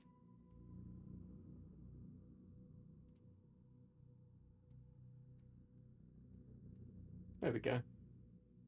That's where he is. Okay. Well, while she's talking, You can hear where he is. You cannot see him right now, though. yeah, I'm gonna go. This is still out of his sight, right? Yes, that would be yeah. That's as close as I can get. Moment.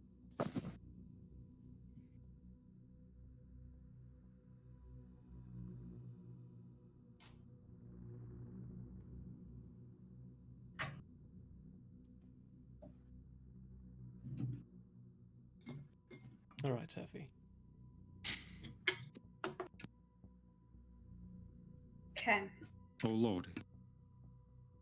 Yeah. How I got stuck talking to this fellow, I'm not entirely sure. Because I couldn't. Teffy's going to make sure that she's still standing between Snoz and Creepy Boy, and she is going to say, "Unfortunately for your art, that's not going to be an option. This is my very best friend here, and so I'm not exactly keen on letting him be, murdered. I'm sure you can understand. I mean, if Ada were here, you wouldn't really want us to you wouldn't want someone to go in off her, would you?"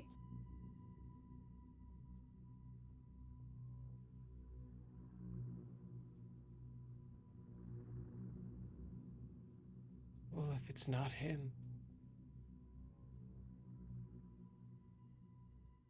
then it was gonna be Ada. And that's where we're gonna be rolling some initiatives here. Oh boy. Okay. Well, good thing she can come with us.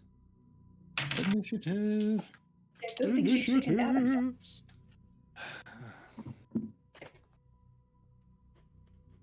I hate this. I need a new rolling tray so bad. It cocks up the dice so often. Not that much. They're fairly simple to get. No, I know. I'm just fucking easy. Sorry. Got a 9. Language. Beep, anyone? Beep, yo. Beep.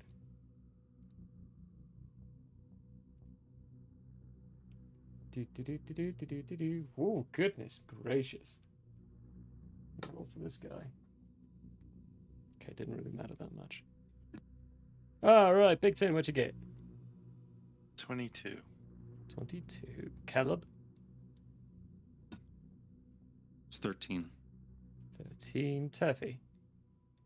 4. 4. Ooh, that's rough. Zora? Roll a 9. And 9. Ooh, that's rough as well. Okie dokie. So we've got this order. And the map, I do believe, is already nicely set up. Oh, wait, no, hang on. That's the wrong spot. And then that one is... So run. Owie! Hokely dokely. We're gonna go on break before we do this, though. Oh Ah, boy. Yeah, we're gonna go on a nice Oh. little quick breaky while we prepare ourselves for what is about to happen. This one, by all means, continue to talk to him while you fight. Let's see what happens on things. That Just gonna natty cripple 20. him. I mean, chatting DCs will load by it, so we'll see what happens. But we'll be right back after 15 or so. See you in a bitty.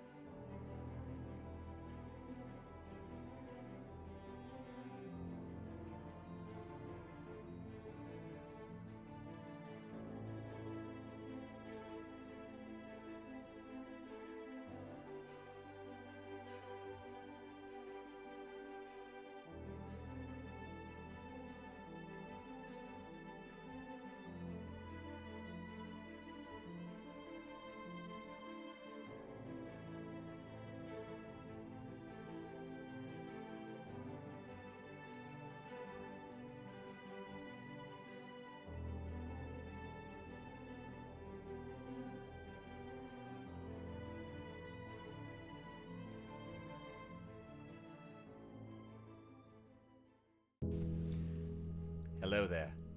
As a guest of the Owlbear Inn, you obviously have taste. Now, as a person of taste, have you ever thought to yourself, I need to watch an artist who also has taste, with a sense of classiness and intelligence, heightened by sitting in a leather armchair before a fireplace with shelves of books behind? Neither have I. Anyways, I happen to have an art channel called Michael How Arts here on Twitch if you want to check it out. There's drawing, chatting, and sometimes gaming. If you enjoy fantastic characters and comics, or just having someone to hang out with while doing art, you should give Michael How Arts a look-see. That's twitch.tv/Michael How Arts. And if you visit, maybe, just maybe, you'll occasionally have that artist sitting in front of a fireplace to give you a +1 for the richness and culture of your Twitch experience. Though I wouldn't count on that. But please, do stop on by.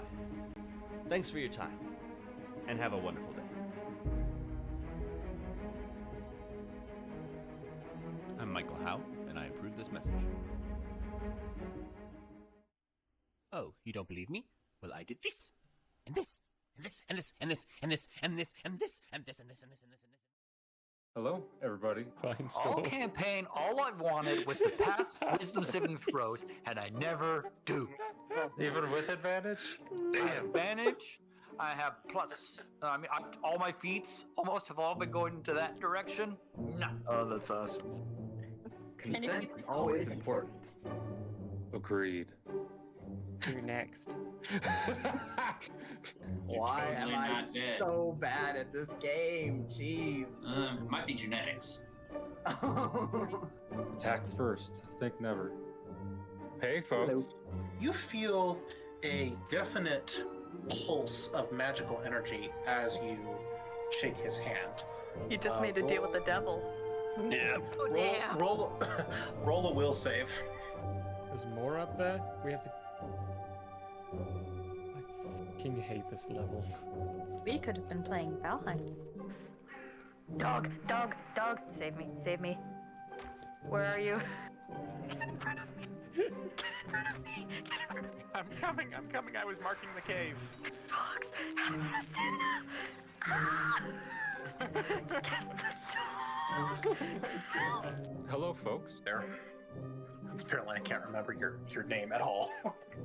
Who's Ingrid? You. You. Me. Irving. Oh. Yes, because I can't forget. Wow. Why am I having such a hard freaking time with names today? You called me Murphy twice before Yeah. we even started. Shut up, Melvin. I'm working here.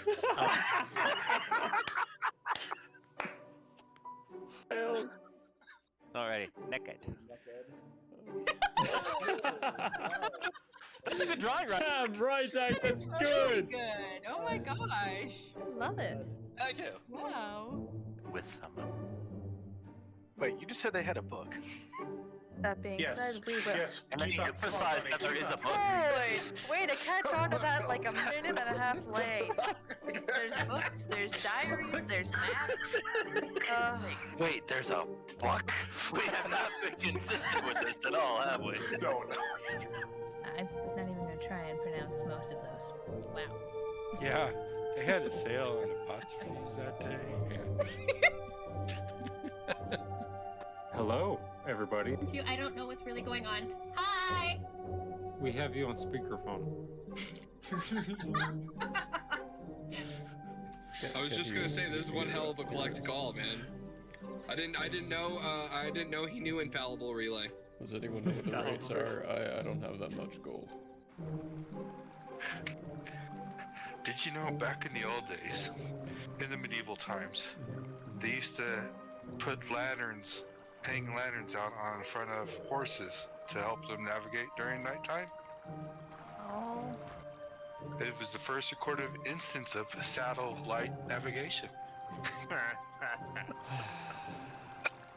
I enjoyed the live action The Avatar movie. Oh, baby Baba Luba. And burbled as it came. No! Can I get a oh yeah? Oh yeah? Oh yeah! If you're only to be addressed as you as your own person, what do I do if there's like a whole bunch of y'all? You may use titles as, I would say, the trolls. You may use the consequences if Okay. you would like. So You y'all may- is off the table. Y'all is an abomination. A whole bunch of y'all. Too late. That's when you guys look over and see what once was Jitters descend slowly onto the ground, trampling towards you as its head from top to about past the sternum splits like that into a toothy maw that is its whole body. Rawr. Hello and welcome to Hate, Laugh, Love. Everybody knows if it's green and it's slime, You went that it's booger time. The show where we talk about movies. He starts hopping on the way, and when you look back, there's Handor and Grace. Grace looking just frowning perpetually, and Handor just smiling ever so gracefully. And Finestone, you see on their lips, Handor say, "You think they'll make it?" And Grace go, "Not a chance."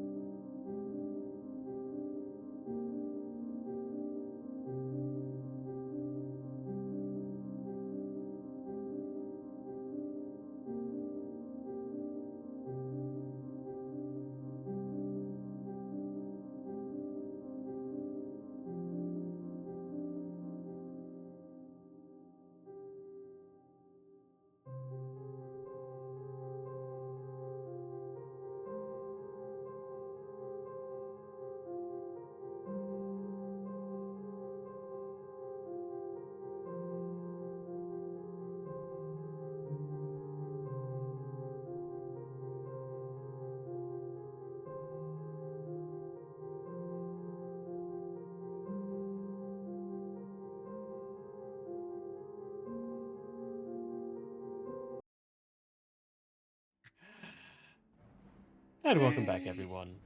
I think I actually managed to get the screens in the right location, did I? Hey, they're not even poking out. How lovely. Great! Well, we're coming back to the start of an initiative round. We can all see the map now. This is where things are. And at the very top is a big 10 with a 22. Okay.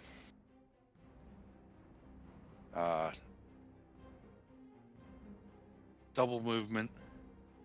So partial movement to right myself and then put myself there and switch ward to Snozbupe. Okay. You know what? Let's find. Switching wards to the Snozbupes. Let's do this. This little icon. To signify who you've got warded. Zoom in a bit on that. There we go. That's it for me. That's it for you. That's all your action economy. We're going over to Caleb then. Ooh, before him, you say. Caleb with Before a him, you say. 13. You got before him. Okay. Let me double check a couple things very quickly. Just barely. He rolled a 12. 6 on the die. He had good chances, but... Okay, I'll do that next round, because technically I do have sneak attack right now, so I don't need that quite yet. You are stealthed, yeah. Okay.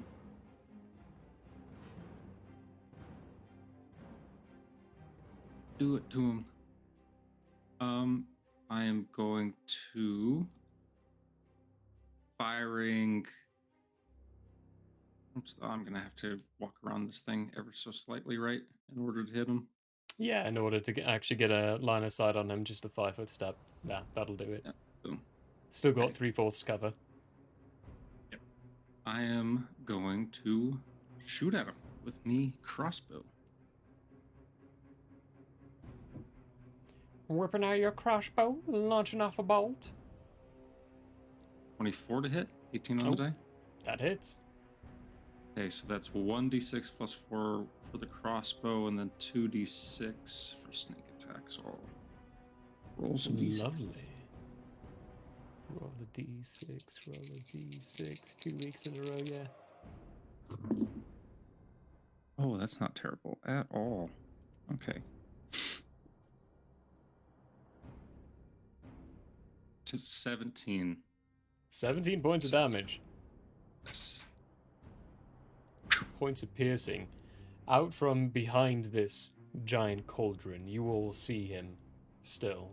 You've all known where Caleb is, but this guy didn't. He whips this crossbow around, sends off a bolt, and this bolt just slams directly into an area of his chest. Sinks maybe about an inch or so deep in, and you hear a bit of a... and his gaze briefly looks over at you, Caleb. An acknowledgement he now knows you are there. Okay. Bonus action, insightful fighting.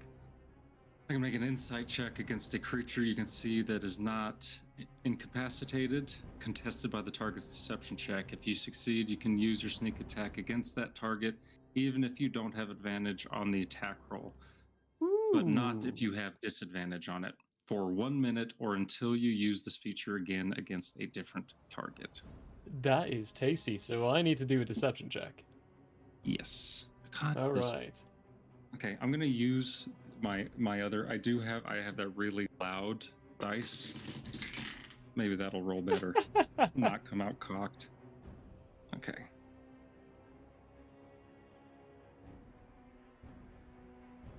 Lord. So what you get? What you get? It's a 25. Whew. You got it. He rolled a 16. There's I'll give you a description as well. Now that you're getting this even better of a look to him, the immediate presence of him and look of him is the bookworm, the person like the wizard type. But as soon as he gets hit, and you see that bolt only sink about half an inch in, and his reaction to it, despite all the fabric over the top, you can tell there is a very hidden muscular frame underneath the clothes. And his twitch and his movement is getting into the stance of a fighting stance. Okay, seeing that, I'm going to go a boop. Back around to the back end of it. Back into cover. All right, that's my turn. That's your turn. After you, it is his turn. So he's up next. Oh no. Please be gentle. I am a sweet summer child.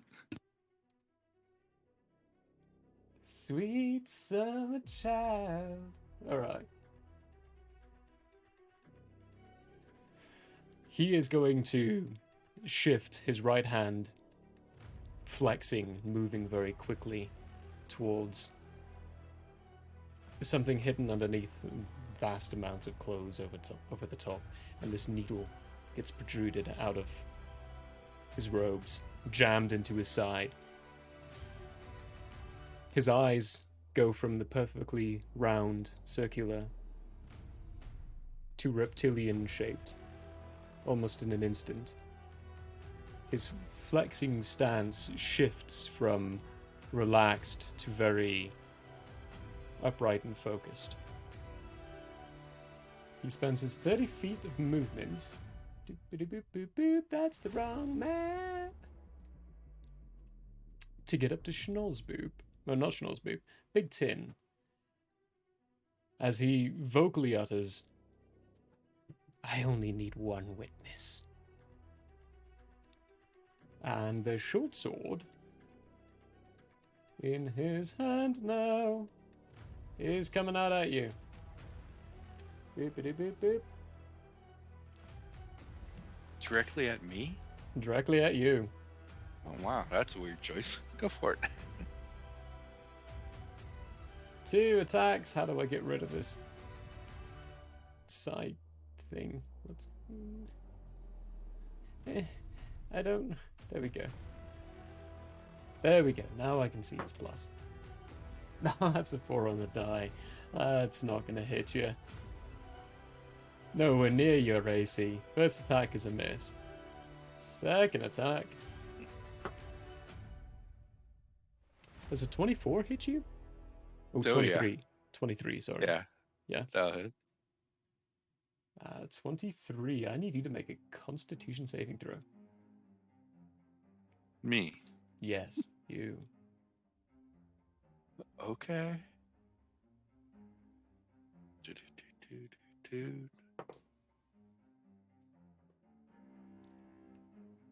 Ouch. Ooh. That's I a had 9. soundbite for that ready. That is a fail. This short sword, first lunging outwards towards you, reflexively move out of the side, but his trained arm whips it, causing a cut to get formed just across your shoulder blade. Your senses, what your body tells you is this, there was an ill effect behind this. You take 10 points of slashing damage. Okay. And you automatically know this wound, even if you were humanoid, would not be able to be cured by normal standard means. You would need to rest for this wound to get healed. Magic won't do it, basically. That's where your body will be able to tell you. Okay. You also take a wound. So mark that down. That'll be relevant at the start of your next turn. A wound. A wound. Okay. Uno wound. Uno wound. Need to start trackers for everyone else.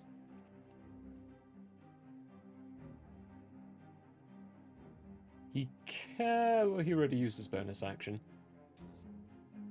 Took some kind of vial, which we are moving around. That'll be his entire turn.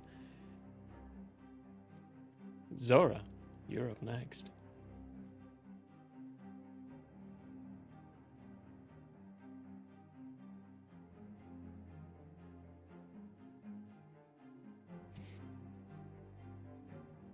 You're muted, by the way. Don't know if you're talking. We're gonna move here. Right here. 30 feet, 'cause I think that's... Yeah. Okay, so we're gonna move 30 feet there. That's all I can move. Yep.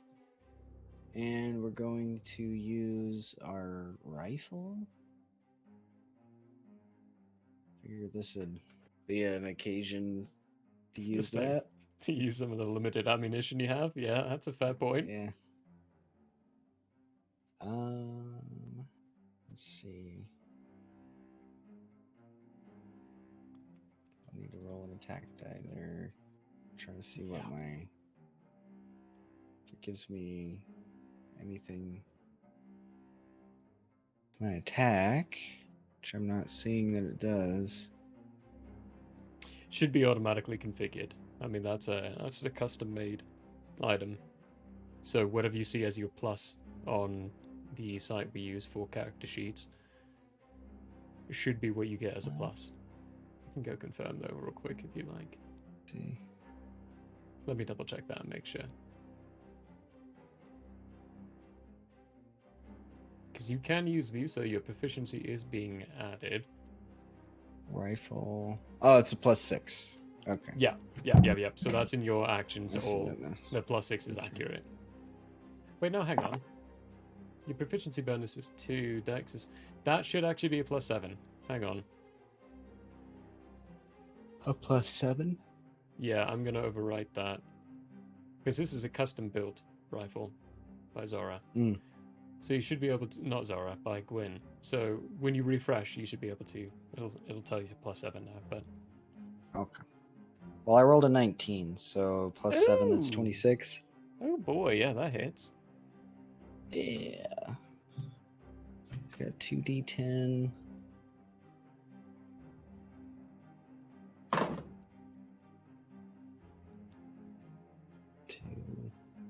Yeah, 3. Oh man. +4. Let's see. I'll also cast Favored Foe, which gives me a +d4. Sure, I'll allow it. We're still only level Alright, 4 in the so character, we've so got- you know, who character who dis kind of situation. Got a total of 9 damage between the 3 die. 9. Ouch. 2d10 Yeah. plus 4. Plus Yeah. the d4. Roll a 4 on the d4. Okay. So what do you roll on your dice? I rolled a 2, 3, and a 4. 2, 3, and a 4. Plus the 4 from your hunting rifle damage that you add to the dice. You know, the basic 4. That's 13. Oh, 13. Okay. There you go. Okay, cool. Still Had a not, situation- not great. No, not with all the amount of dice you just dealt, but Yeah. not the best. But better than a 9. You got double digits at Yeah. least. 13. 13 points. You will see Zora quickly moving around, pull out the wrapped rifle normally, you know, keeping it hidden from the common eye. This linen kind of flapping through the air, very anime style, pulling the rifle around and letting off this loud cracking sound as the rifle goes off and this bullet rips through the air, slamming into the upper left area of his shoulder. Hit him. Hurt him. You see some blood splatter. But again, what you get is a just a grunt.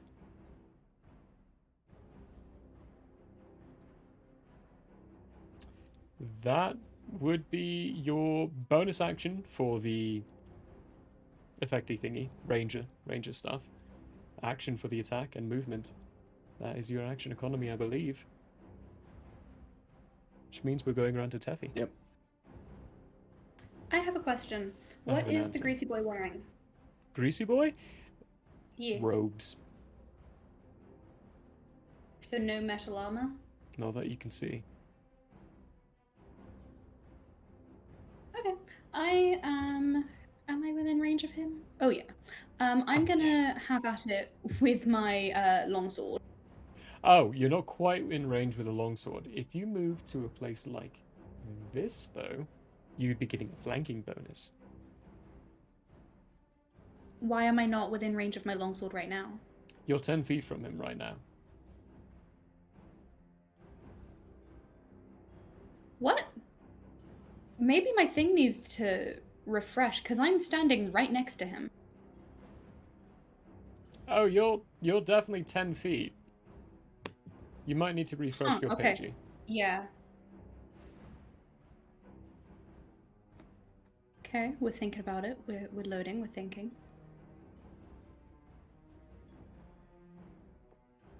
Thinking about life, thinking about life.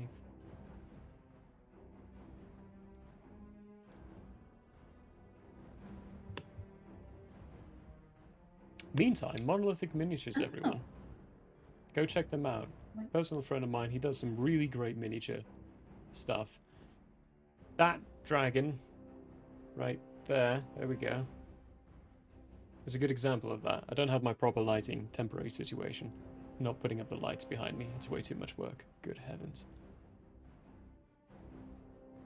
Okay, so I am going to move to right there, and then do we get flanking? You gotta go, yeah, where that... Oh, do we have to be on was. opposite sides? Opposite sides. Has to be opposite sides. Oh. Can't be Ooh, I right don't next wanna to each do other. that then. Don't want to do that. I am going to... Let's see then. Well, no, BT's there. I'm going to go over here. Trust that BT is safeguarding our good close pal. And then I'm going to have at it with my longsword. And what does flanking do exactly? Gives you advantage on your attacks. Ah, very nice. Alright, so then I shall roll 2 die. Okay. Okay. So I'm assuming a 22 hits? Oh, yeah. Okay. And then the 8 is the fluorite-shaped boy. Okay, and oh, that's an 8 plus 4, so I do 12 slashing damage. 12 slashing damage. And while I'm at it, just for kicks and giggles, Teffy's going to say, "You're clearly an academic. Let's have a chat, but stick with..." Your mic is cutting You out. cut out a bit there. Well, shit. I mean, well Language. beep. Well censored and redacted. Sorry, it does that around this time, and I don't know why. Yeah, internet spikes. You're clearly an academic. Let's have a chat before we do anything drastic, why don't we? Looking down at the cut, you just delivered onto him. Reaches his hand up and feels the fabric around, and you can see underneath there is more of a... Like, it's still clearly blood coming from the wound, but it's thicker and more viscous than it should be. Taps at it. You were supposed to be my witness. That's it. You got off what you said? That's his reply. We're moving back round to the top of initiative with Big Tin. Big Tin, the start of your turn. Attacking This a is- steel predator. He's ballsy. Anyway. Oh, he's an idiot. So, at the top of your turn. Because of your one wound, you take 1 point of necrotic damage. Okay, doke. Ooh, that's a new damage form. It is, yeah. Yay. Exciting, isn't it? I'm exciting to take a D20 damage. That's bad. 1 point. It's only one at least right now. We're just making sure this is not a poison, right? No, it's not a poison. Okay. Just... No. It's a good question. Necrotizing fasciitis is what we call it. Necrotic it is. Yay. That's the specific spell name. Necrotizing... Say it again for me. Necrotizing fasciitis. Thank you. That is actually a medical condition where your body begins to eat itself. Sleep well tonight. Yay. Well, we are going to do a couple of attacks on him. We're going to start off with a nice little fist pump. No, paw pump. Touch him with my nubs. Nubbing him. Okay. Bringing your paw across in his moment of Caused distraction. by bacteria. As he's... So that's going to be 17. 17 hits. Yay. Yay for that advantage. Yay for the advantage. Question is, do I have this set up? I may or may not. We'll see when I press the button. So, yes, it is set up right. Yay! So that's 6 plus 5. 11 lightning damage. Ooh, okay. Yeah.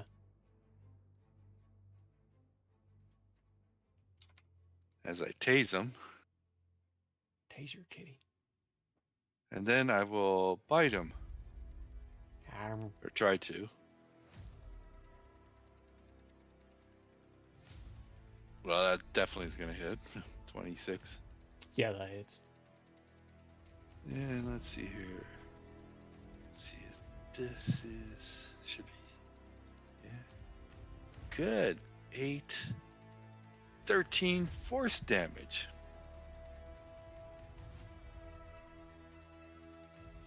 Crunch. As he realizes I'm not a steel predator. Shifts and grunts under the paw hit. Feeling a little bit of an electrical shock. Being so close, Teffy, you see a small charge go in between his singed, some of the broken and torn pieces of the cloth fabrics around him. And then followed up with a bite around one of his shoulders as he's facing you in his eyes. Teffy, meet yours with a... I'm only doing what I'm told. Anything else with your turn, Big Tim? That would be it. Over to Caleb. Okay. Oh, wait, hang on. Constitution saving throw. Big Tim. Oh, Constitution? Yeah. Well then. Come on, be better this time. Oh yeah, that's going to be a 23. 23. You can feel the effect on the wound around your shoulder. It's not a poison. Yeah, through the analyzing in the 6 seconds you've had so far with it, it's quickly identified as an arcane effect. And it dissipates at the end. You succeeded on your saving throw. Okay. All right. Caleb. As I move this way, do I have line of sight? Not yet. Or do I need... You need 5 more feet. Yeah. There you go. Okay, I'll still bonus consider action that reload. 3/4 cover. Bonus action reload. The sheriff guy, is he a constable? What is his official title? The main sheriff guy in town, whatever his name is. Investigator, he's... So it's that time era where you will hear people saying constable, investigator, sheriff, kind of going back and forth between them because they've kind of changed and shifted. So investigator is the official title right now. But, like, a decade ago, he would have been called a constable.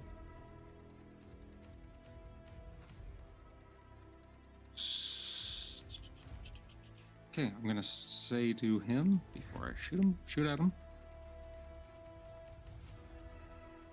The only reason why we're taking you in alive is to prove the investigator wrong. And non-lethally, as everything I'm doing from now on, and hopefully everyone else, I'm gonna shoot him.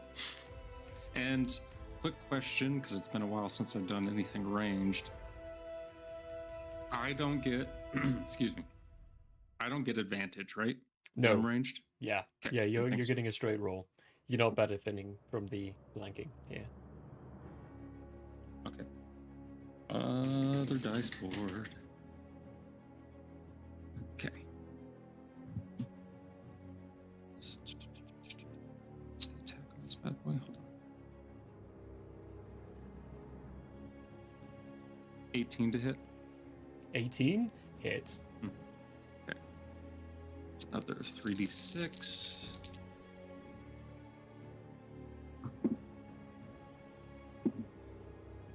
Boo. Yay. 10. 10 points of piercing damage as you purposefully shoot towards an area trying to more disabilitate him than anything else, puncturing through one of his calves. It's just another small grunt as this bolt clearly goes through the leg. Might have to bring out the big guns, guys. Yeah, that's everything. That's my turn. That's my... Yes, that's my movement. I'm going to stay right there for now. Okay. He... Feeling this bolt go into his leg, still holding your gaze, Taffy. It still needs to be done. He's going to very quickly grab another vial from his chest plate, or from somewhere inside his robes, jab it into his thigh, inject this liquid into himself. As the skin around him starts to split in places, it almost looks like his exposed skin has changed to more of a cracked earth kind of look about it. You know, when you're looking at really dry earth around and how there's these cracks and deviations across it, that's what his skin looks like now. As he is going to continue trying to wail into Big Tim.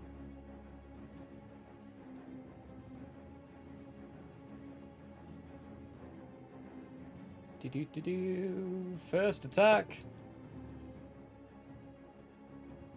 That is going to be a 19. Does a 19 hit you? Yes. Yes. Okay.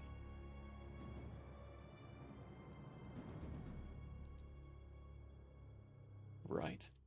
So, you now know this kind of an effect of one of the swords does. You are adding another wound, so you do get a wound. As you take 8 points of slashing damage.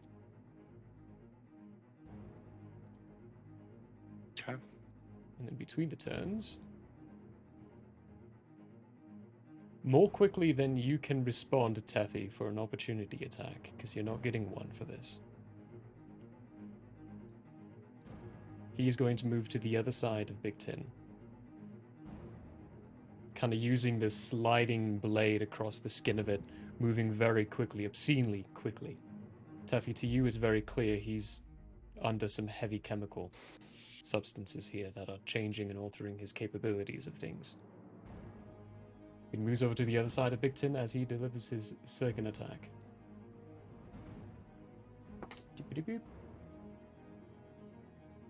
Ooh, that's an 18. It hits. Oh. Take another wound. You have 2 now. 3. You made a con saving throw for the first one, so that first one goes away. Yeah. First one goes away. Okay, Good clarification there. It's only 1 on that die, so 6 points of slashing damage. And you have 2 wounds.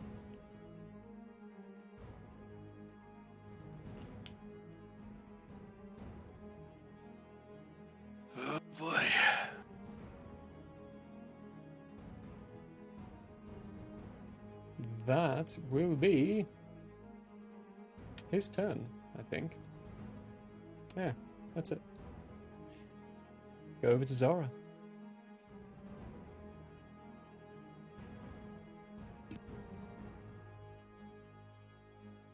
Alright, do I need to use a bonus action to reload? You do, yeah. Okay, so we'll There's a specific reload. feat that goes around that, but... I miss it so much. Yeah. Deuce 1. So we're gonna go for it again, but this time... Let's see.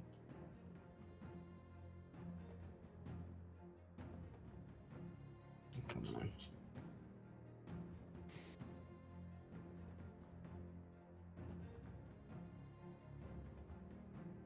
Where's it at?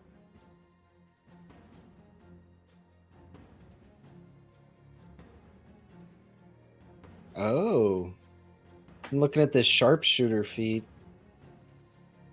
That actually looks kind of nice. Take a -5 penalty to the attack roll and add +10 to the attack's damage. Yep. Oh. It's a pretty good one. Oh. The sheer amount of dice I used to roll. Yeah. You remember Used that? to. Where I'd be like, sorry. Oh, I I'd don't miss take an that. extra minute just rolling dice. Alright, well, I will choose to take that -5 penalty. Okay, you take a because -5 to your hit. I already have a +7, so. Oh, we dropped the die. Oh boy. That disappeared. Okay.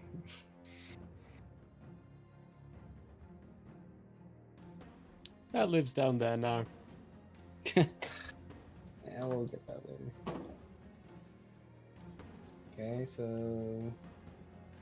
we rolled a 13. That would be +2.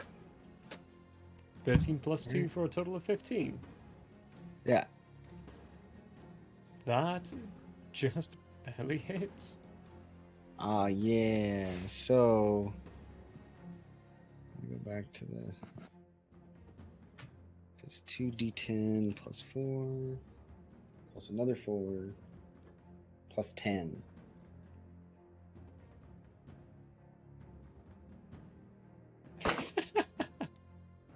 Thanks, Zelda. 6, so that's 14. Plus 4 says 18, so 28 damage. Good heavens, what? We're doing it, folks. Oh boy. 28 damage. Sharpshooter. Now that you're in position, kind of kneeling down on that one knee, still ready to prance and move whenever you like or whenever you need, remembering everything Gwyn told you and taught you, using this very same rifle, you're familiar with it. You know the shape, you know the feel. You pull that trigger, aiming exactly for a spot.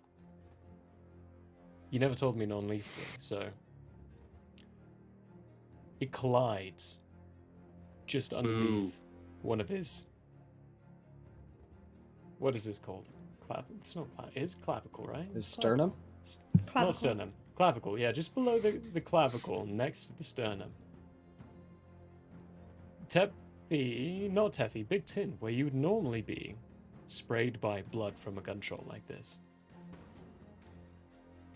Dry substances collide against your skin as the wound or the bullet penetrates through the other end and sends some substances flying at you. What you see, Zara, is this bullet looks as though it just traveled through solid earth. There's an impact area, an impact range. And you can briefly see it as it goes into the fabrics around him and then exits out. You dealt some damage, and you get a much more violently and aggravatedly than the previous types of hits. That's a good chunk of damage. I'm glad we went for it. Anything else with your turn? I think you've still got movement left.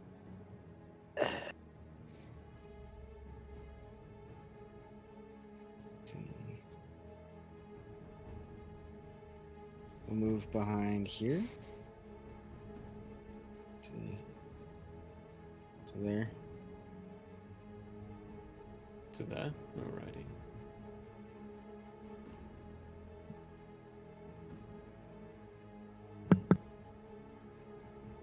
Over to there. The turn. It is Teffy's turn.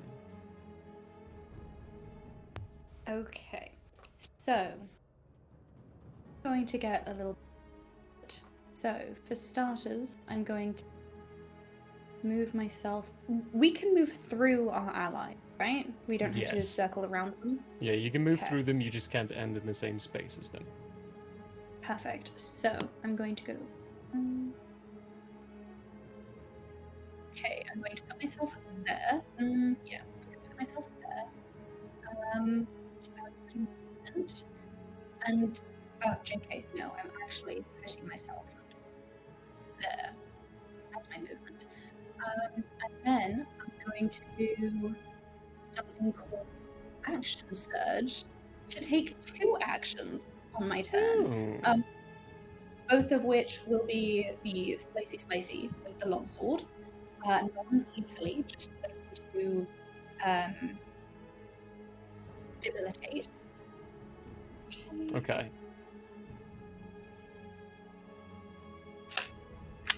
So just for kicking grimsies. We're not flanking him though, because we're like right next to him. Yeah, you're not Right flanking him. So these are just normal straight attacks. Okay. So I have a 3, which does nothing. Yay.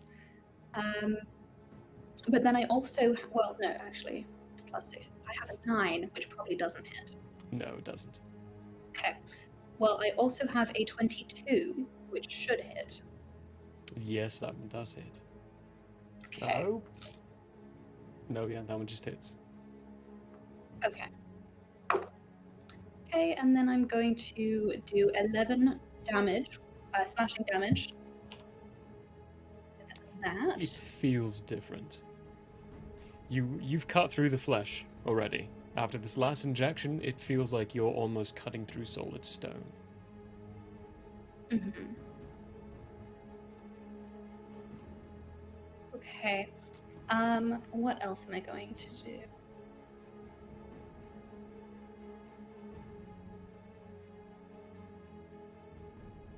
There was another thing on here. Can I not read? Maybe? Huh. I think that's probably all I'm going to do. No, It's as a a bonus action. yeah, as my bonus action, can I turn Snozbupe into a backpack? Some rope, just like baby carrier that guy. Not as a bonus action. Hmm. That'd be like a full round action. Okay, then I'm just gonna hang out. Okay. Yep, that's the end of my turn. Just hanging out, slashing through, him looking back over at you again with this nearly soulless look. You don't know what you're missing out on. Yes, I forgot that I wanted to speak. Is it too late to speak? You can speak. Okay, cool. Who's telling you to do this?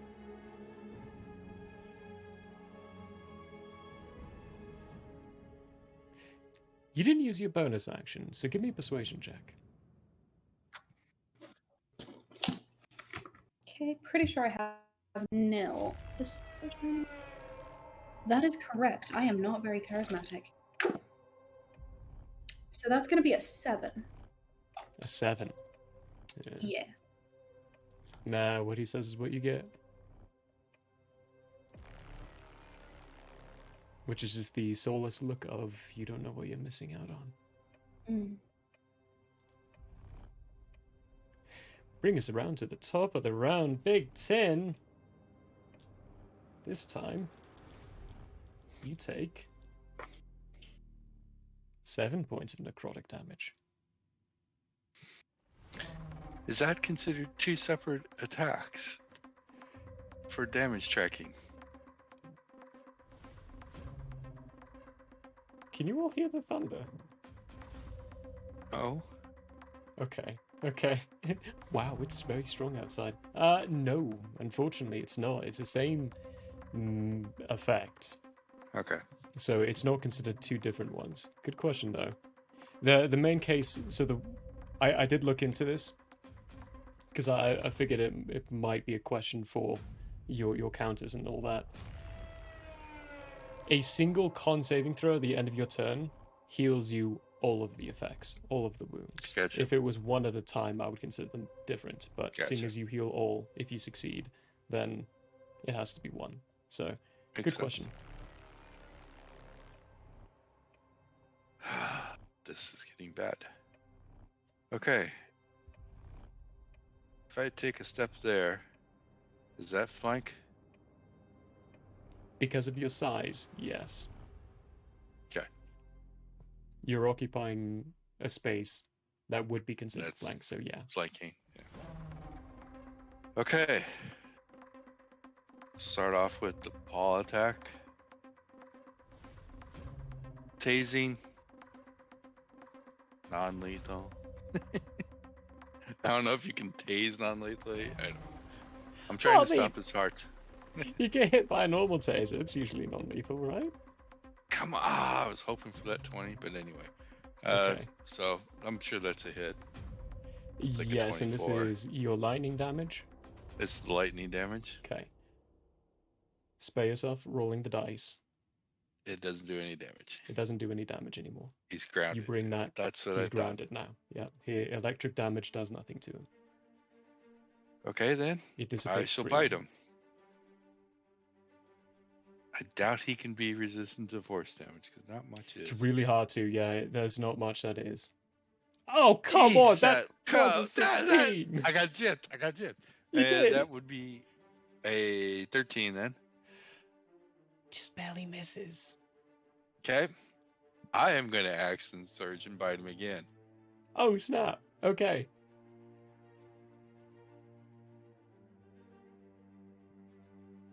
'20.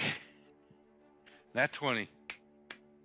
19. Very nice. All right, double your dice. So I don't think I have You 46 runch. set up, so I'm just gonna roll 2d6 twice.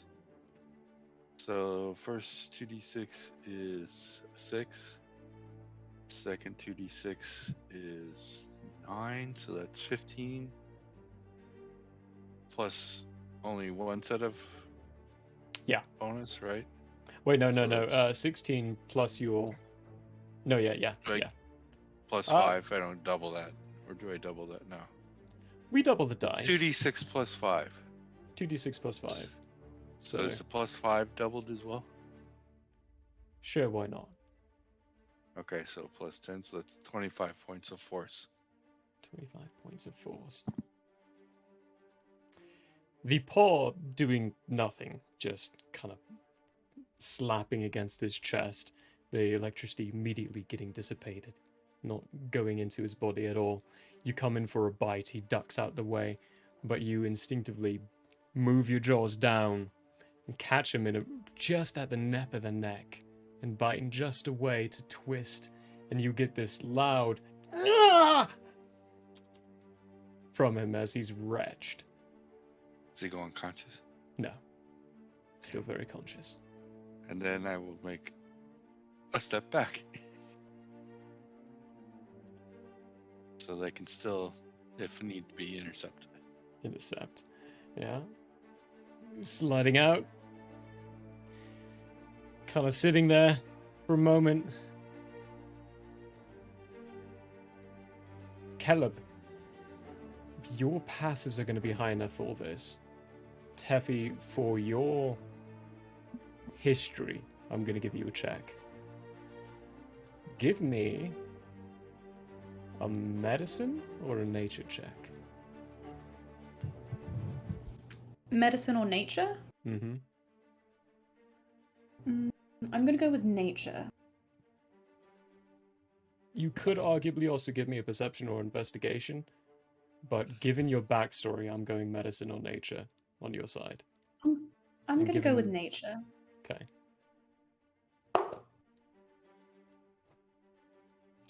14. 14. Okay. Caleb, what you get because of your passive perception and investigation being so ridiculously high and all that loveliness. At some point, his legs are altered. There's 2 joints for knees instead of just 1.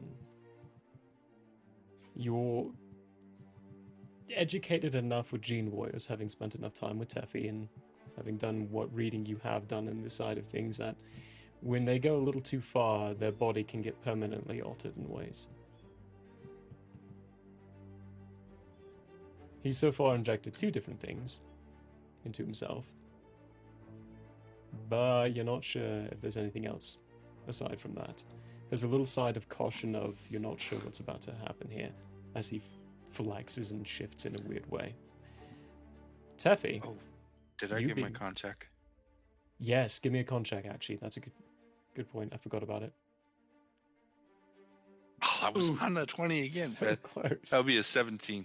17 succeeds. You are free of those Yay. wounds. Okay. Teffy, yours. You're right in front of him, so you see a slight bubbling to the skin. You didn't roll too high, so that's what you get. Slight bubbling.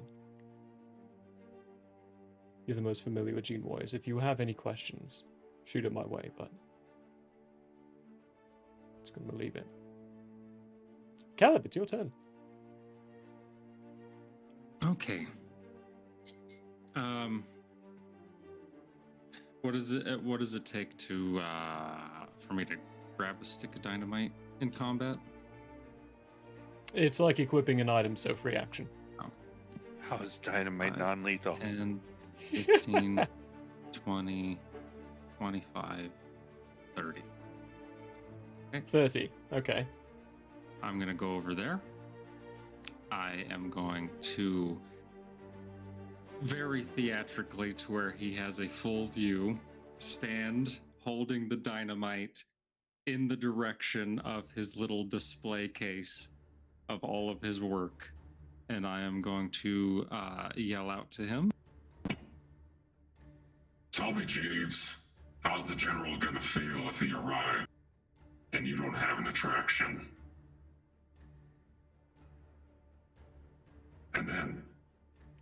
And then I'm going to ready an action for when he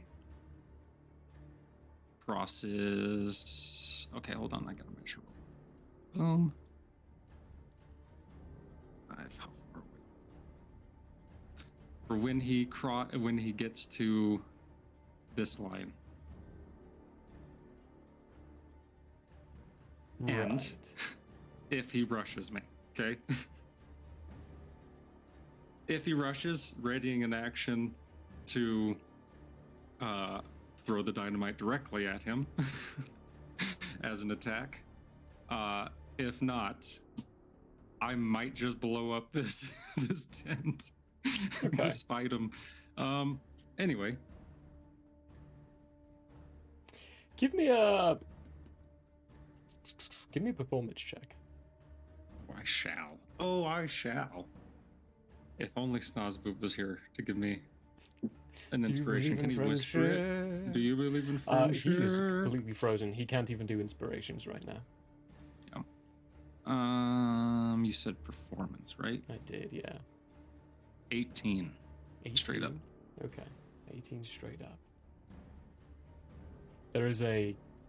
Oh, you're spending a turn on doing this and you're holding your action. He is going to... His eyes focused on Big Tin right now, who...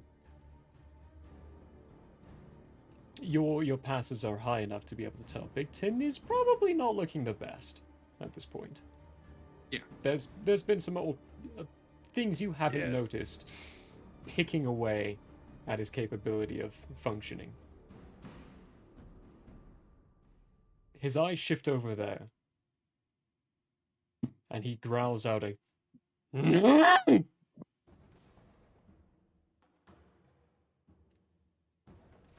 His turn. He is going to action Dimension Door. Okay.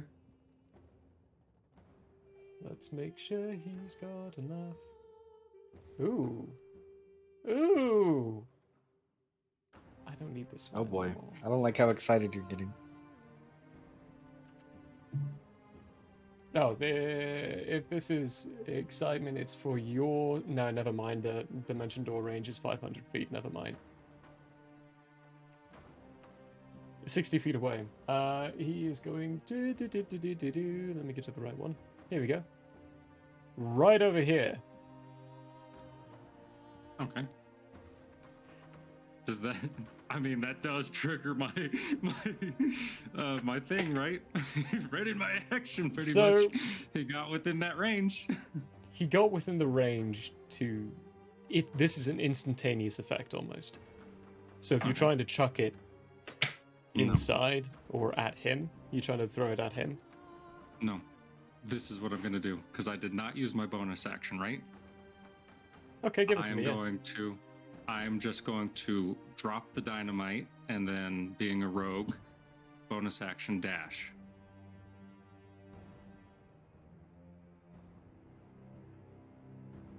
Or disengage, I mean. Disengage is the word, not dash. Disengage. Alright. So the dynamite dropped.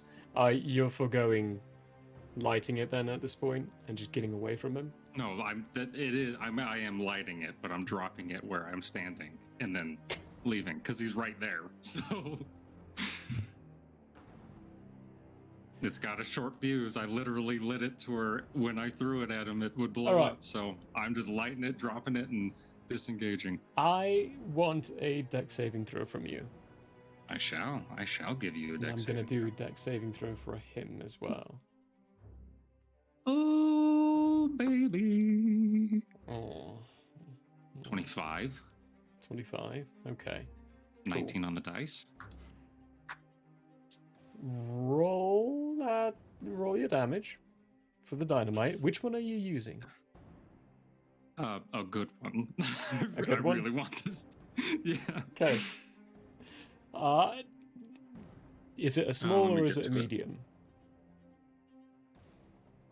I think because you've only got mediums. That's right. You've only got only got mediums, but so far. There's one that you're not using the one that's maybe iffy. So that would be a normal dynamite is 3d6. I think it's 2d6, one of fire, one of force, right? One. That's what we decided. 50-50 fire force. You roll them both, and then we split evenly between the two. And split evenly. Yeah. In this case, you're rolling 4d6, not 2. Yes, I am. If I can. Don't know if this is possible with dynamite. Non-lethally.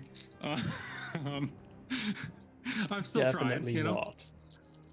It is still definitely trying, but not. I was far more concerned about Big Ten than taking this guy in alive.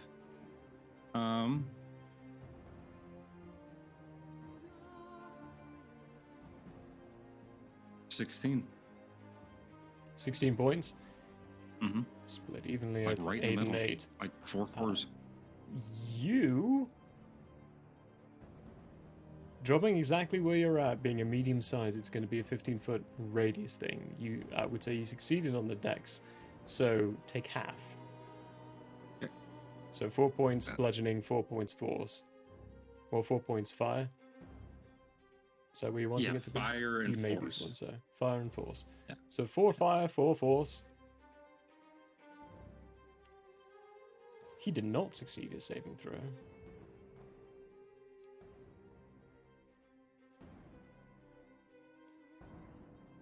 Right, where are you moving to? Oh yeah, I gotta dip. I'm just going. Oh, wrong thing. A boop boop, like that. A boop boop. The explosion goes off, and sheer seconds outside of it, he's still up, and he runs directly at you. Parts and bits of his face and side are missing at this point. The clothes are torn, shredded. He's more ravenous than anything. Bonus action, another syringe slams into his side. And this time you see it, Caleb. Shifting of the skin, movement. His jaw and the mouth widens even more. Nostrils, nose dissipates, slides into his face. Ears start to pull into his head. Cool. He is going to lash out at you twice, using an action surge. He's already used his action to do Dimension Door, but now action surge, he's going to go into you. So, here comes some attacks. Yippee-doo-dah. Whoop. 21. No, 22, sorry. Yeah, that hits. I don't know why you're asking. We are 4th level, sir. You're like, does a 33 hit? Does a 33 hit you? The second's a natural 20. So, ouch. Ouch. Might go down, guys. Let's go. First hit is 7 points of slashing damage, and you take a wound. Cool. Second hit. Quick. Okay. This sword brings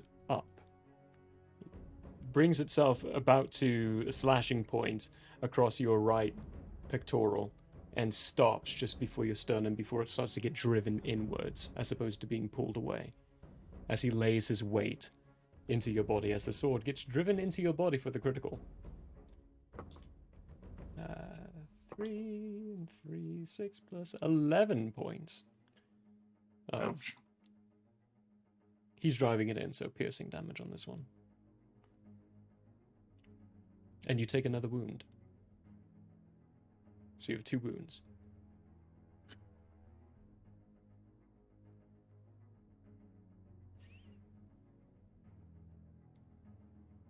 And afterwards he looks at you with the... I thought about making you a peace, but now you just deserve the refuse.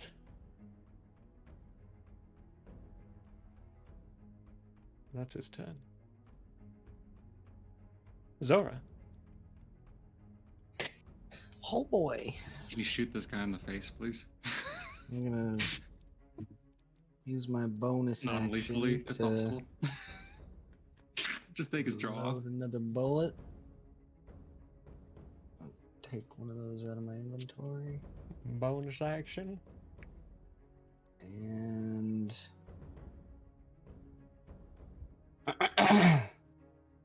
sharpshooter, where is that? Beat. Alright, so we're gonna use sharpshooter again. That is a +2 attack roll. Sharpshooter. Oh, well, that's a nat 20. Oh boy! A nat 20. Yes. Okay. Please say non-lethally, please. Please, for the love of God, say non-lethally. Non-lethally. There we go. We will do some damage. Let's see. Plus a 4. How Tangerine's like, shoot him in the groin. Grab it and twist it. 13. 4. It's 27 damage. 27 points of damage. Oh, Zora. How do you want to do this? We shoot him right in the glute. That's non-lethal. Right in the butt gluteus cheek. maximus, right in the butt cheek. Right Shooting through both right those around cheeks. that range. You spot and see this point where there's a clear sight. Pull the trigger and the loud bang. Third concussion around this entire chamber. The ringing inside everyone's ears is beginning to grow just ever so more. Slams into his hip. Caleb, you hear the shattering of bone as this bullet hits the hip region and shatters. There's bone underneath. He retches backwards, letting go of the sword, which is now inside you, still pierced through. Stumbles a couple of feet and looks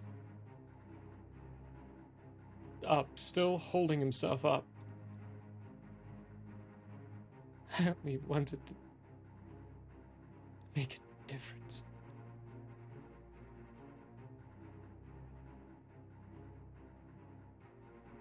And then his body starts to convulse. Shift. Move. He falls to the ground, violently convulsing. Anything else with your turn? I don't think I should really move anywhere.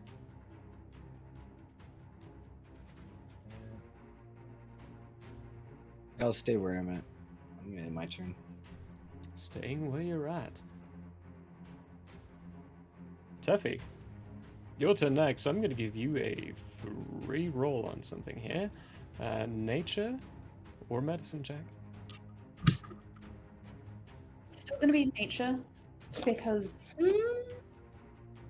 yeah, I'm still going to go with nature.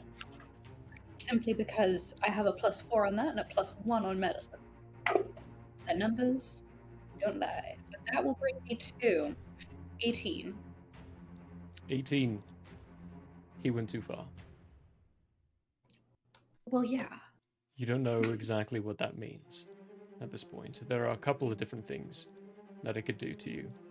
Given the book that you went through, that you read, you know he's doing some things that even your father would say but is an absolute no-no.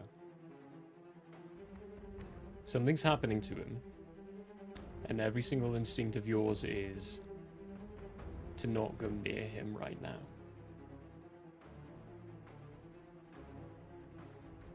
Okay. So, how far away am I from this creep?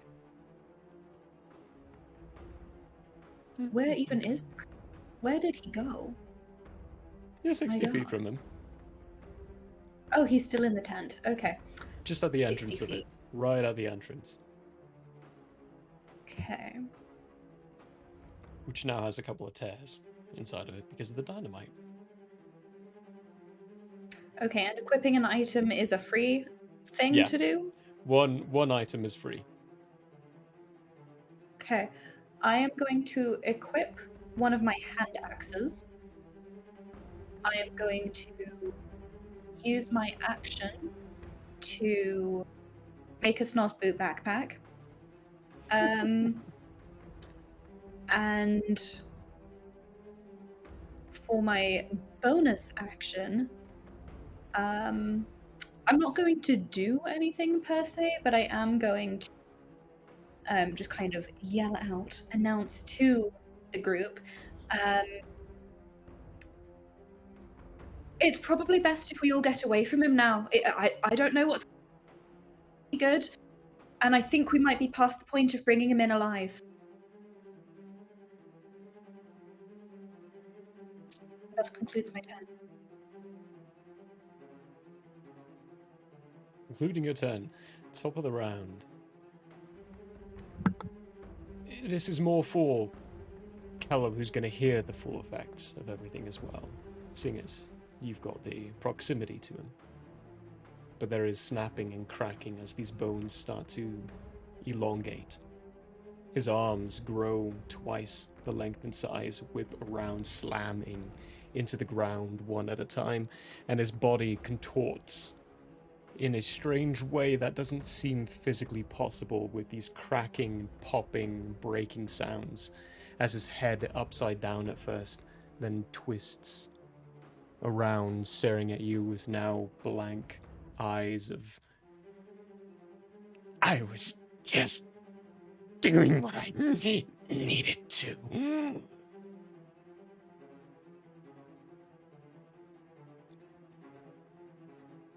He is twice the size. Well, that's 3 times the size. Whoops. Boop. In front of you, on all fours, with extremely elongated limbs. Skin bustling, popping, ooze coming from different open portions of it, dripping towards the ground. More like a sap than a blood.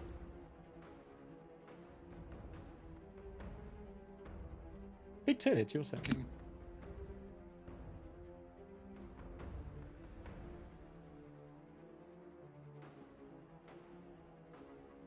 I'm confused. Is he unconscious or conscious?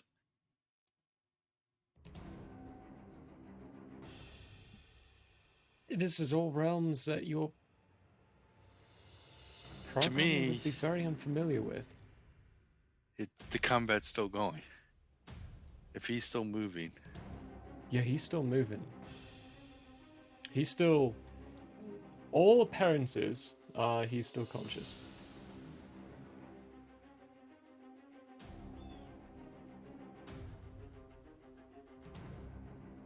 So Teffy's got Snozbupe. Like a backpack, yep. Like a little baby Yoda.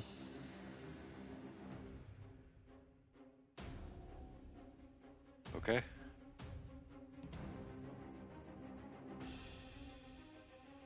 Double move. And place myself in front of Caleb.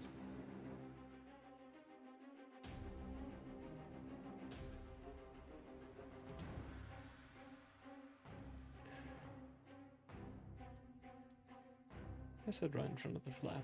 There should be enough room there. Double move right in front of Caleb. Getting in the way.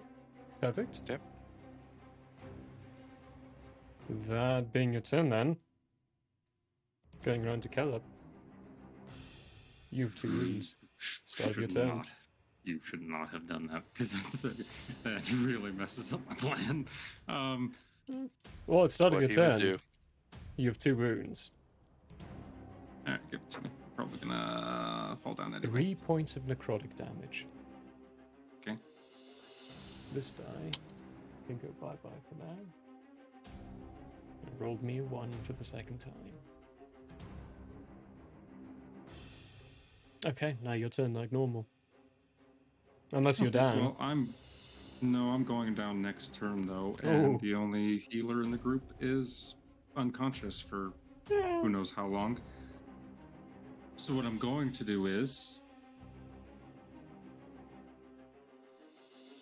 you said one stick of dynamite had a 15-foot radius? Medium size, yeah. So 4 would be 4 times that.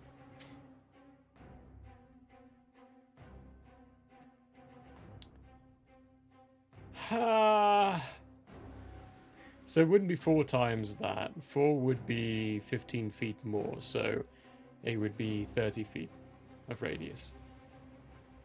It expands it by 5 foot. I'm kind of purloining that from the SCP TTRPG system of doing it. It expands it ever so slightly, so it doesn't double it, because you're not seeing perpetual double of the same amount added to it. Like 1 ton of TNT doesn't do twice the amount of damage of half a ton of TNT. It does an exponential amount more, yes, but not twice the amount. Not given that much. So we'd be looking at a 30-foot radius with 4. But the damage, that would be increased by 66.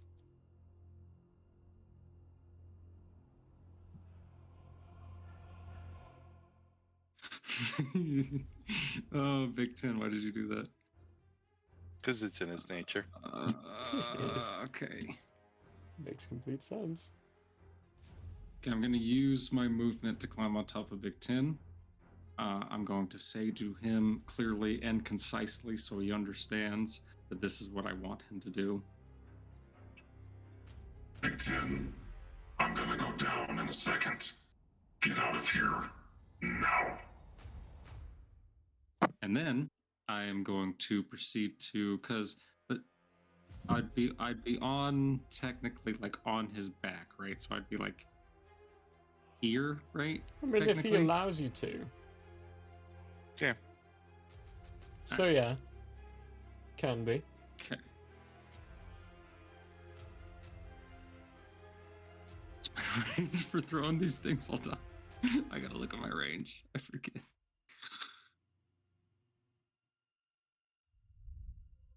Oh, I've got plenty. Plenty. We're good. We are good. All right, what's the perfect? All right, so right here, where I'm marking this spot, I am taking, because it's the only thing I can do at this point, the 3 sticks of dynamite I have. Oh, they're large dynamite. No, I made large dynamite. I didn't make medium. They say large right here. Okay, so 2 large and 1 iffy dynamite. It's fine. I'm going to throw all 3 to that spot after lighting 1 with enough of a fuse. That way it doesn't go off until my next turn. The beginning of, so that Big Tin has his full turn before it goes off. Get me? Yeah, I get you. Yeah. There's a flap, technically a door, between you and that point. Oh, I thought it being was a flap, no, it's not open. But it being a flap, otherwise I would have described what's inside and what you're seeing inside already, because you're close enough to be getting a good look. But it being a flap, it's not actually lodged or latched. So what I can give you for getting that is, on a successful attack roll, you can probably get it to there. Just on the inside of the flap. Okay. What if he gets an assisted tail whip? That, then, I would be saying would be him preparing Big Tin for an attack roll on your turn. Yeah, no. Which would be enough the time. opposite of what- No, it actually still would be falling within your time frame, because he can take the attack action, whip it in, and then the move action to get the F out of dodge. Okay. Because Okay. if you're I guess doing that somewhat makes sense. It's all happening within 3 seconds. So. within the time frame of given stuff, yeah. So would it? Okay, so he would make just a straight roll for it. So he would be making the attack roll on his turn, yeah. Okay. Like you would be giving him an advantage doing this, using all Which your is a actions straight, to set him up on everything. Oh, okay, gotcha. Oh, okay, gotcha. Okay, yeah, let's do that. All right. Yeah, I am gonna go down next turn, though, guys. I need you to understand this. I will. End of your turn, though, you do get a con saving throw for the wounds to go away. Oh, well, here we go, folks. Here we go.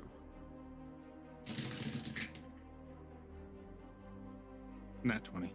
I'm gonna start using this noisy one more often, even though it's loud as shit. Your wounds dissipate. Ugh. Still probably gonna go down next turn, so. No, you're probably going down this turn, because it's his turn. Switch ward. Switch wards? Get the bonus action, you could do it. Over to Caleb, I'm presuming? Yeah. Yeah? Okay. I forgot. I would have done that as I ran up to him. But yep. No, I kind of thought you were going to do that. I just forgot to state it. But yes. Yeah. Yeah, I'm going to move... Caleb, I'm going to move you right there, but you're... I'm going to get rid of that. Oh, hey, actually, no, I still need that. There we go. Ward switched. He is going to lash out. But not with the short sword, because the short sword is still in Caleb. Still kind of sitting in there. He brings up one of his elongated tendril-like arms and slashes outwards with these fingers that are now nearly the shape and the size of a short sword. Who's the target? Caleb is. Intercept. Okay. That'll make you the target instead, but for now I do believe it's still using Caleb's AC. Yes. That really sucks. Yeah, yeah. Not the best situation, but the future will change that. 19 to hit. Oh, yeah. That hits. Okay. Let me double check something, because we hit a track that is screaming instead. Oh, I shouldn't have changed that. What I should be changing is this.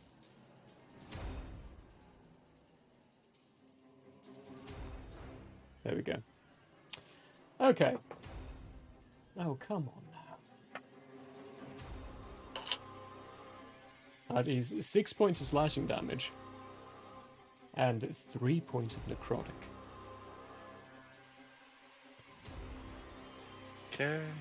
Let's see. Slashing. Necrotic. Okay. It's the first hit. Second attack. Oh god. Yeah, this is gonna be a close one, bud. You intercepting You might as that well just one. let me take it. There is a growl of.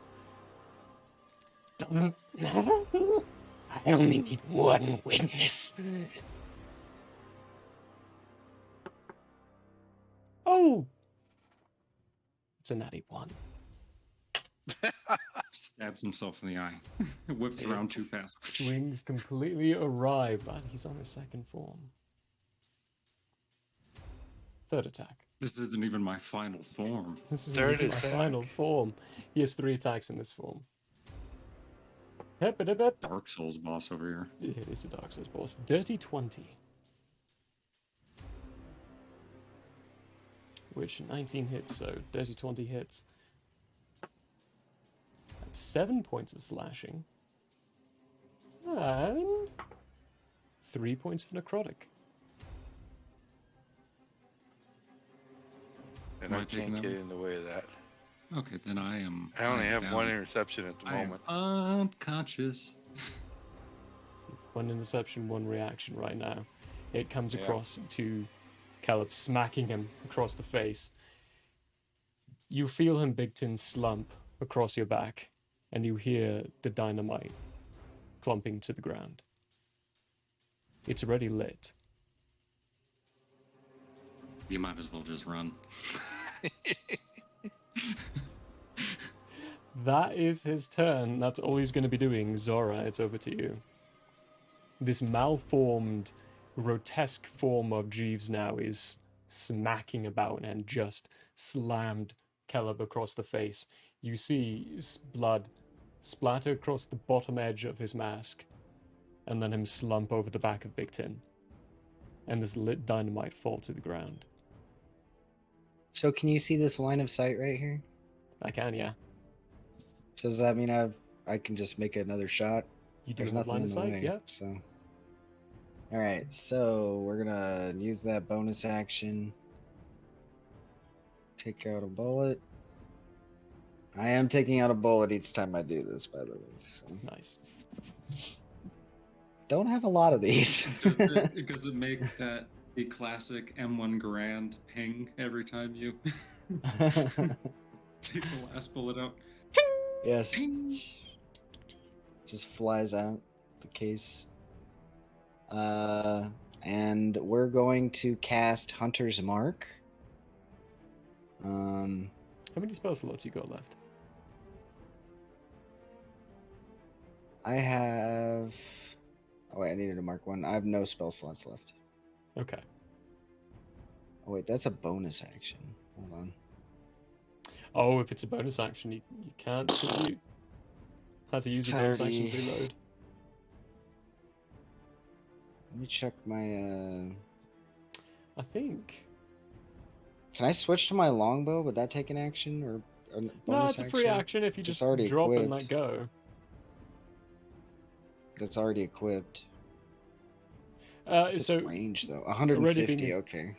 Already being equipped is basically, I mean, it's equipped just so you can see what its bonuses are on the character sheet side of things. Right now, Okay. what you have equipped is the rifle, is your hunting rifle. Okay. So you would have to be dropping your hunting rifle and then equipping your longbow, which you can do as a free action. It's simple to do. Okay. If you want to do multiple Well, items, that's different. I'll do that for now, so that way I can have Hunter's Mark, which is a plus D6. Yeah, if I hit. So, I think I can still do that. Sharpshooter. It just says ranged weapon attack rolls, so I can use sharpshooter with a bow too. Yeah. Right. Yeah. So absolutely can. Same thing plus with it, no? 8. Okay, so Yeah, you're plus technically 3. a little bit more proficient with bows than you are with rifles right now. Yeah, which is kind of nice. Let's see. So roll the 17 plus 3, the dirty 20? Dirty 20 still hits. Okay, so Even we in got this form. 1d8.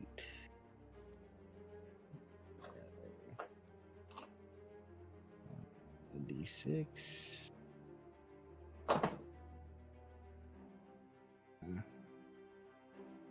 So that is 9 plus 4, 13 plus 10. That's 23 non-lethal damage. 23.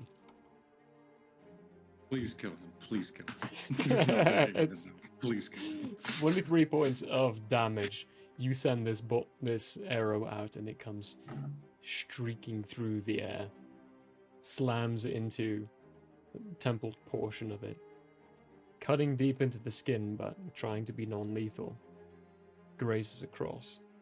You can see where the bone is and the chip and the damage you dealt to the eye socket area just before the sap-like blood starts to cover over the area, the spot. Good chunk of damage. Nice. Still active and up. I believe, though, you only have movement left.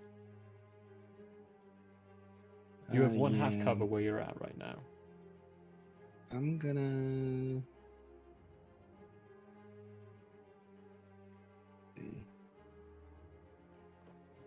I'm gonna move like right here. Right here. Oh, yeah, right there. Right there. At 20 feet. Moving away a bit. Perfecto. Moving around to Teffy then. It's your turn. So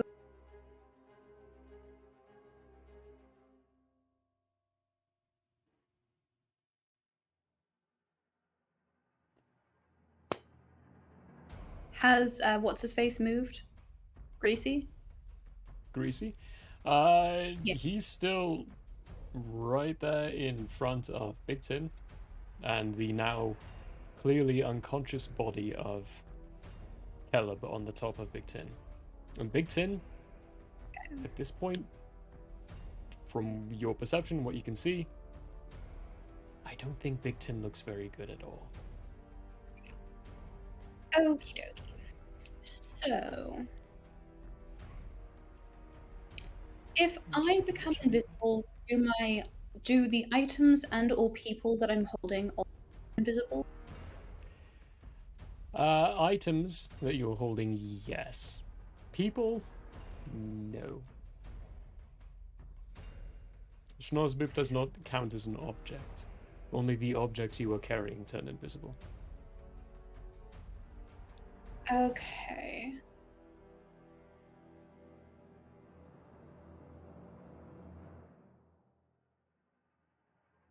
And if you're speaking about the potion specifically, the answer is definitely no.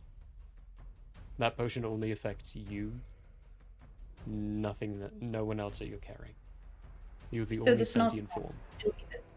Snozbupe will still be 100% visible. Okay. So, just for kicks and grinsies, I'm going to... Does drinking a potion, does it count as an action or a bonus action? Bonus action. Unless you're feeding it to someone else. Then it's an action. Okay. And if I exude darkness as the creator of said darkness, can I see in it? No.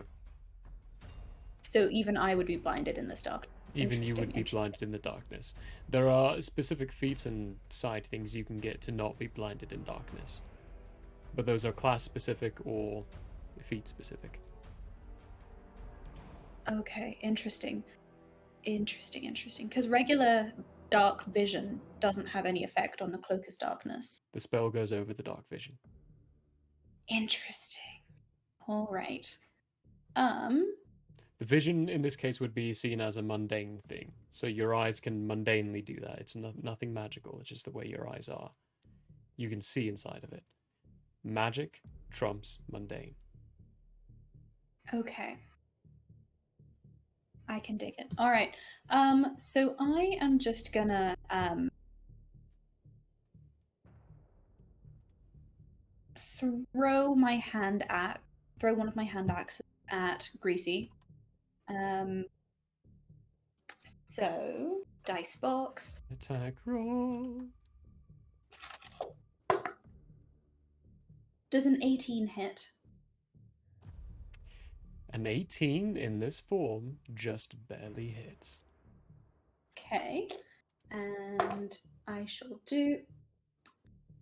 Wait, the donkey is... Okay, that's the 6. So I'm going to do 10 damage.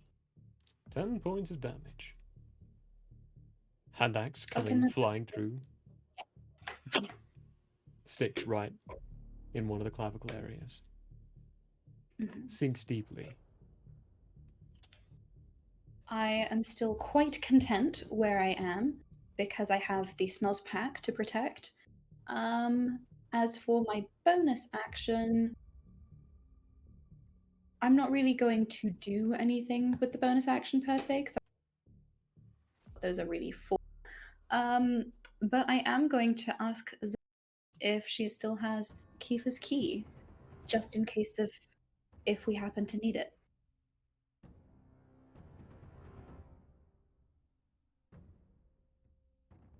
Do not be then. Ask Zara in character. Okay. Zara, do you still have Kiefer's key? In case we need to make a hasty escape?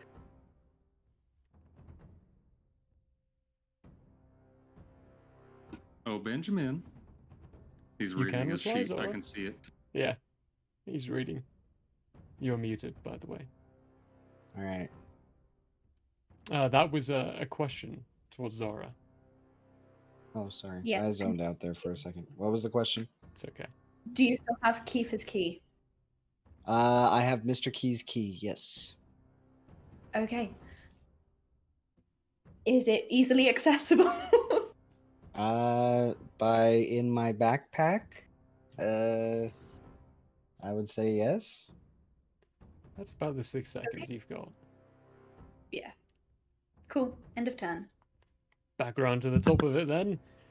Big Tin. Back over to you. You have a wound. Yep. So I have a wound. You took the hit instead. No, you don't. That's right, because he's in his different form. Yeah. You don't have a wound. Say it's not wounding anymore. Yeah, he's not wounding anymore. So I will take a disengage and a movement. And a movement. Okay.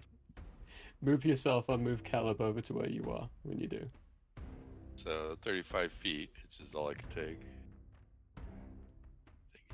There, technically. There. It's 35 feet, so it's out of a 30-foot blast radius. That's all. Yeah. Yeah. Yeah. And the disengage doesn't give him attack of opportunity. Yep. So. He is stuck on that. That would be your turn. Yeah. With the disengage as the action. Start of Caleb's turn. The dynamite goes off. Okay. Does he get a save? First question. I can't remember. I think yeah. Let me double check. I'm pretty sure it's just a dex save. A dex save? I'm pretty sure. Let me double check. I think you're right. I Yeah. mean, I think he does. I'm giving it to him at disadvantage, given the circumstances and the situation. Got you. Quick question: is my iffy dynamite gonna do anything? Your iffy dynamite, give me percentile dice. I shall. You roll that. Hopefully, it doesn't increase the radius. Yeah, yeah, we'll see. It really depends on what he rolls. Ooh. Nope, I accidentally rolled 2 of the same die. Me? Uh-oh.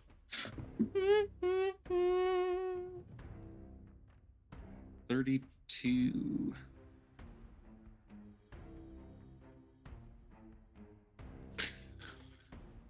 Eef. Okay, let's see here. 30-foot radius. Let's turn that on. Save. You can all see that. 32 gets increased to that. Okay. You lucky son. You just Oh, barely boy. out of the range of it. And he Okay. rolled a 10 on his deck save. Okay. Oh, that's full damage then. This is full damage. quite a lot of d6s. So this is just the dynamite alone. It's 66s, then plus 2 for the sneak attack that I'm unconscious, so never mind. I'm unconscious, so that doesn't matter anymore. Yeah, your sneak attack. I so can't justify 66, giving yeah. it to you, so. Yeah. Forgot I was unconscious. It's a sneaky attack. Who expects Yeah, it is men sneaks. to fight you? It's already been lit. It's already been lit. It's very apparent. He's already used dynamite once. I can't justify sneak on this one. Sneaky attack. Can I leak a little oil to increase it? I mean, you are bleeding, but it's not oil. Yeah. 24. 24 plus 7. Due to the unstable Plus nature of your iffy 1, your 32 added to the 6. But I rolled on my side, so 24 plus 7 is 31 points of force so and fire. half fire, half force, yeah. Yeah. So 15 and a half of each. The explosion ricochets and sends vibrations. Loose rocks in the ceilings fall from the ceiling towards the ground. The force itself sends him flying backwards into the tent. Into a spot where you can actually no longer see. The entrance of the tent, that forward portion of it, obliterated, gone completely. The rest of you feel a vibration a little bit more and see up in the ceiling there's a couple of cracks that have appeared from this concussive force. You no longer see where he is. Caleb, for your turn, I need a death saving throw. I shall give one to you. Move these D6s out of the way.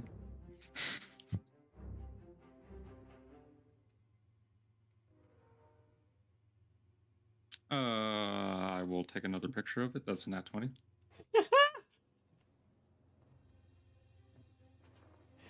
Oh, post that in the Discord, everyone, for the It will be in Discord. cruise table.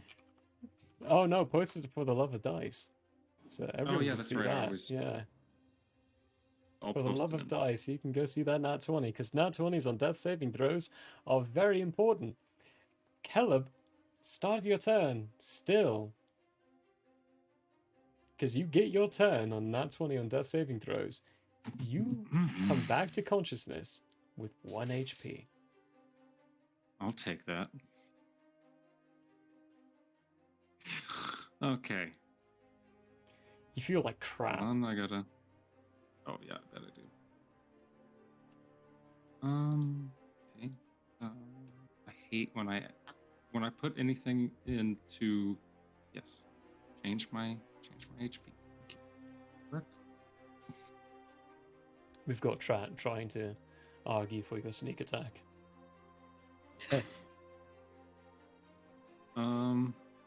Good yeah, try, healing, but yes, no. add. I changes. There we go. Okay. The explosion woke me up. Let's just say that. Sweet, sweet music to my ears. And the jostling and riggedness of Bigton's back, spiny metal natures. Okay, I am going to, since I am now conscious, quickly look around. Don't. Let's get out of here now. And I am going to. So we came down where, like right here, if I remember correctly. Hold on. Right here, right? Like somewhere around there. Oh yeah, you came down here. They entered from here. Oop. Oh yeah, we did. Very different spot. Your insight and your investigation stuff is enough to tell that the roof's not going to cave in on you yet. You've still got time. Plenty of time, but it's definitely not a stable room. Another explosion like that, it'll collapse. And I'm going to, if you'll allow me, I'll quickly ask. Which way's better? And then I'm gonna point both directions that both parties came in. Teffy's gonna gesture towards the water slide. And not knowing that it's a water slide, but is Way that we came. It's the only way I can go. and also the fact that the people who came down the glorified water slide were able to move, whereas you came down the secret tunnel and were frozen. Okay. Then I'm a hop off. Big 10. Happy Do you movement. want that to cost half my movement? Yeah. It is, yeah. Yeah. To dismount things, it's half your movement. 10. Run in that direction. You're gonna start hustling and bustling. Hustling and bustling. Yeah. Bonus actions. Can it do any? Nah. Talked extra, so whatever. Anyway. End of your turn. It's his turn. Ouch. Please be dead. Please be dead. You all see nothing but the rustling of the flap in the entrance of the tent. You hear nothing else. There's no rumbling. A couple of loose rocks finish their falling. Nothing else seems like it's going to be collapsing in. Feels like you might be in a secure-ish location, and there's no movement from inside the tent. I'm sorry. Your I'm gonna turn. look down. Yeah, it's not your turn right now, Caleb. Sorry, it's your turn. I have to investigate this noise, or lack thereof. Maybe.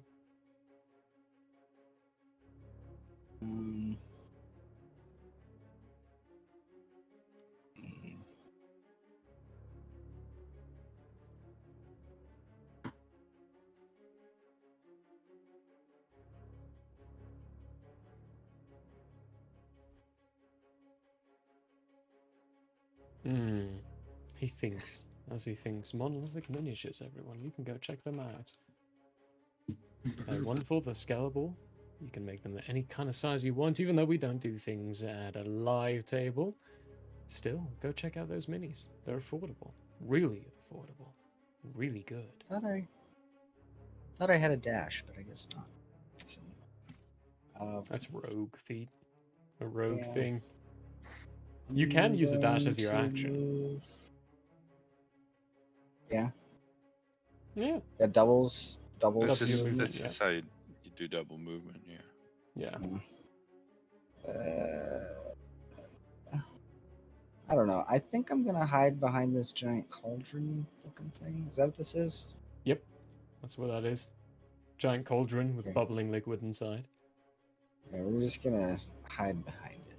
So that way, if we need to, we can get in range of something, but we're not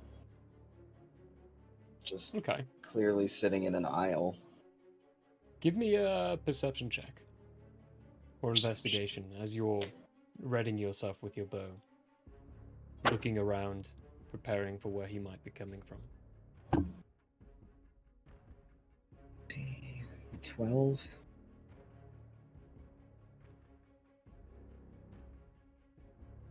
With a 12,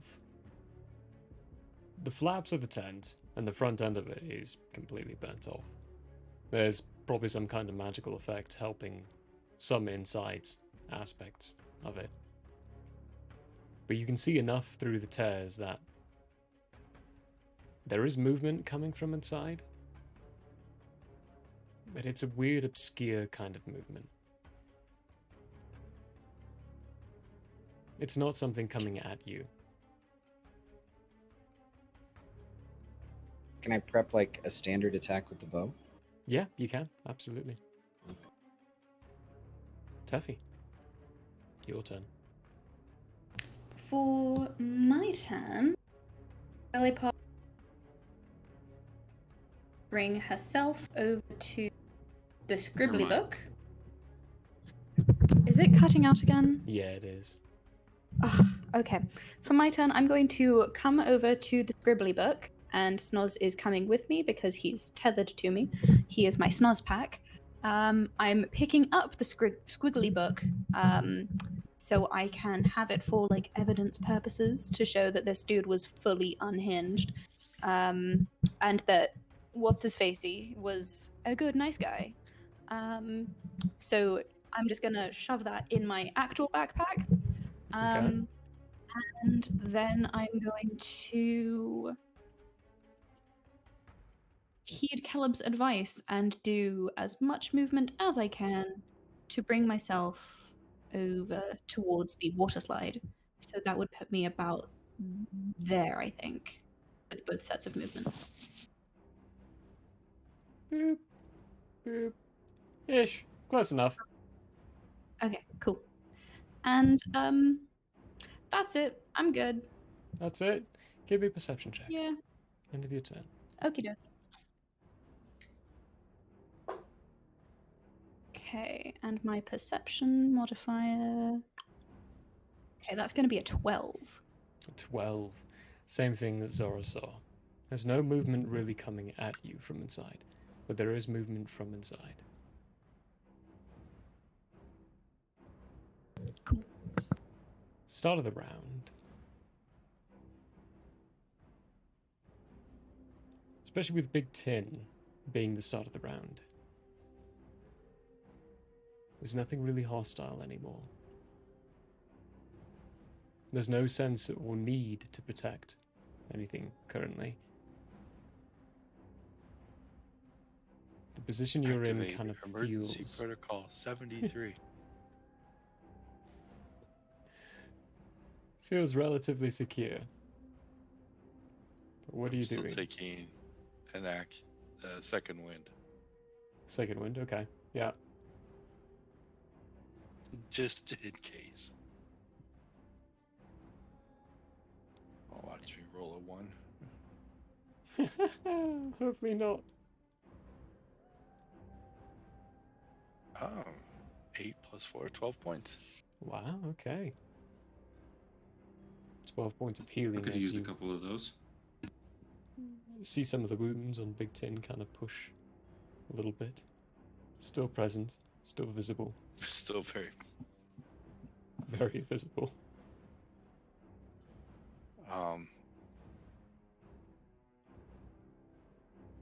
Beyond that, I am not moving. I'm just staring at the tent, waiting to react.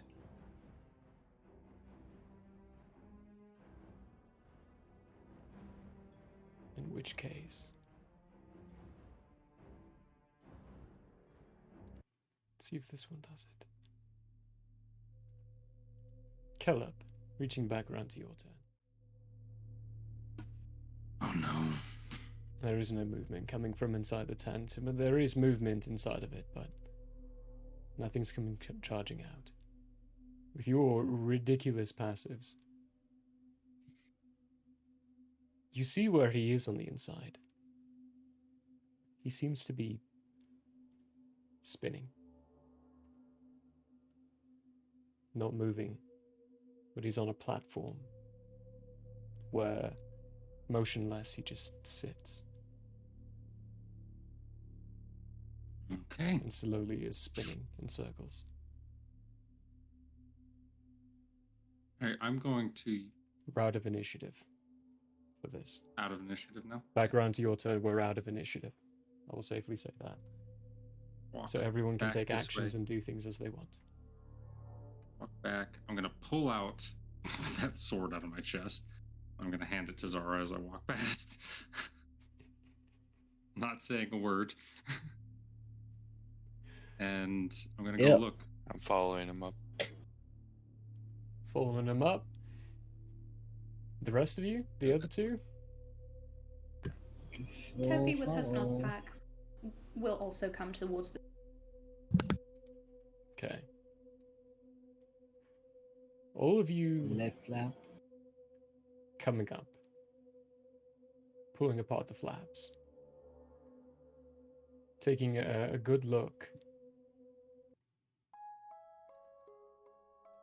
You hear this music just trickling through, and this platform spinning in circles, individual spots on it itself going in counter direction. The platform itself is spinning clockwise, but each figure you see on this platform is spinning counterclockwise as it continues to spin around and this music plays. You hear the heavy breathing of this malformed Jeeves on the ground just at the base of it, the very center blown towards it. A couple of the figures knocked over because of this. Heavy, raspiest breaths coming from this figure not moving anymore in the center. Many people stand on these individual platforms spinning in different poses. A few of them more angry. One looking like it's pointing downwards, like it's scolding someone. Another on its knees, its hands up in a look of prayer. All kinds of different stances around this carousel that just continues to spin.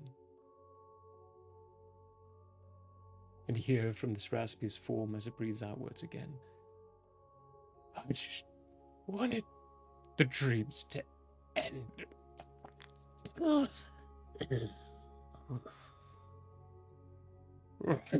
Won't they end?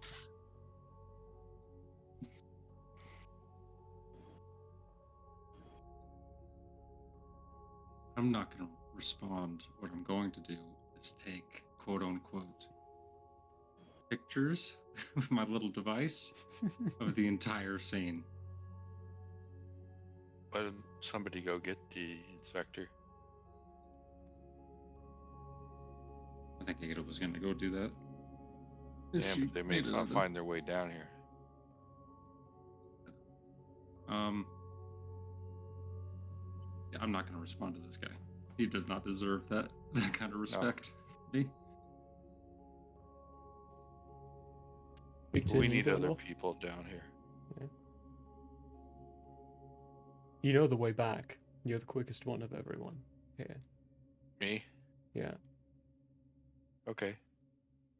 If I'm fairly certain that this is not going to be a dangerous situation anymore. Yeah. You're pretty positive. This body in front of you is broken. I will go get the inspector and anybody else who wants to join us. Okay. Mystery solved. While this guy's coughing up blood and dying, I am going to rifle through his what he's got on him for evidence. Okay. Taffy, Zora, what are you two doing? Taffy's going to be clearly analyzing what's going on for her to write in her book later. And she is going to say, I've only read about the circus, but I've heard that even thinking about it can lead you down dangerous paths. Have you been dreaming about it? Or has someone been telling you in your dreams to seek it out?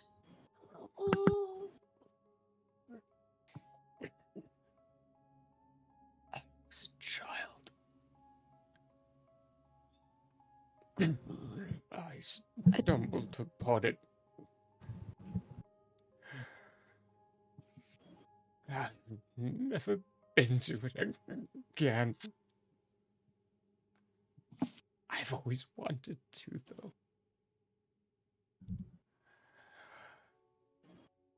It was full of so many things you'd want.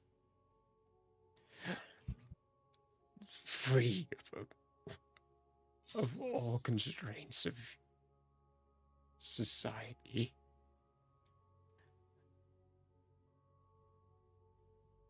I never got to see it again.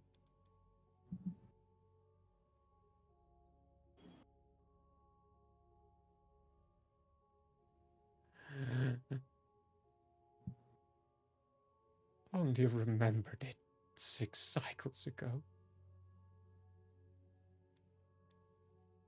I'd forgotten.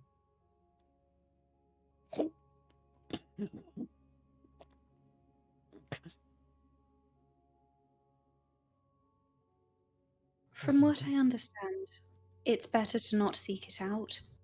Obviously, it's driven you to madness.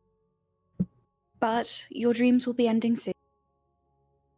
I feel confident that you've had your last one.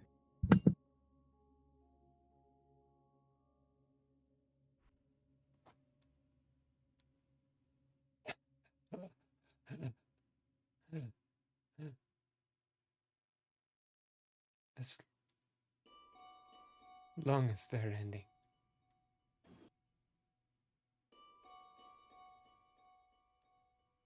They are ending, right? Yeah. The screams. Listen to the screams. His The eyes screams. will pale at that. His breath stops drawing.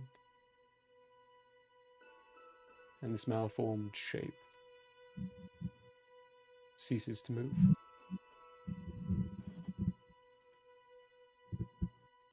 Carousel you're on, though, keeps going, spinning around in circles. As you all look upon the scene before you, Snozbupe coughs a couple of times and, oh, that took a while. Big Tin, after about 15 or so minutes of straight up running, you know where the path is, the general direction towards the constabulary or police station would be. You get in, barging through. The sergeant looks up, wide eyes. Knowing the moment, seeing you being a very memorable being, goes back and grabs the inspector, who comes around very ruffled. Seeing me angry. Trashed. Yeah, trashed. Very highly damaged. Inspector comes around looking at you, seeing the damage. What in the blazes could do that to a steel predator? A gene warrior gone mad. We solve the murders and mysteries. Bring as many people as you need. Sergeant looks over at the visual around the counter, and in a couple of moments, about half a dozen are organized as they follow you. And tell him to get his father. A runner is sent off to it. If you were on the lead of things, why didn't you come get me earlier? Not my decision. It's a foolish one.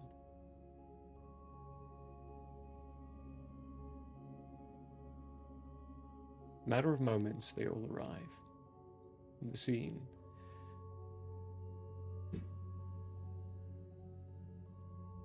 People start going about, gathering evidence, snipping locations, taking your testimonies.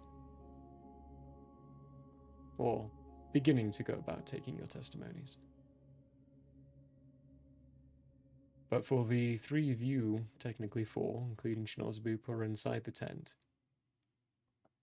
the flap gets opened up, and Detective Richardson comes through going, "By the gods,"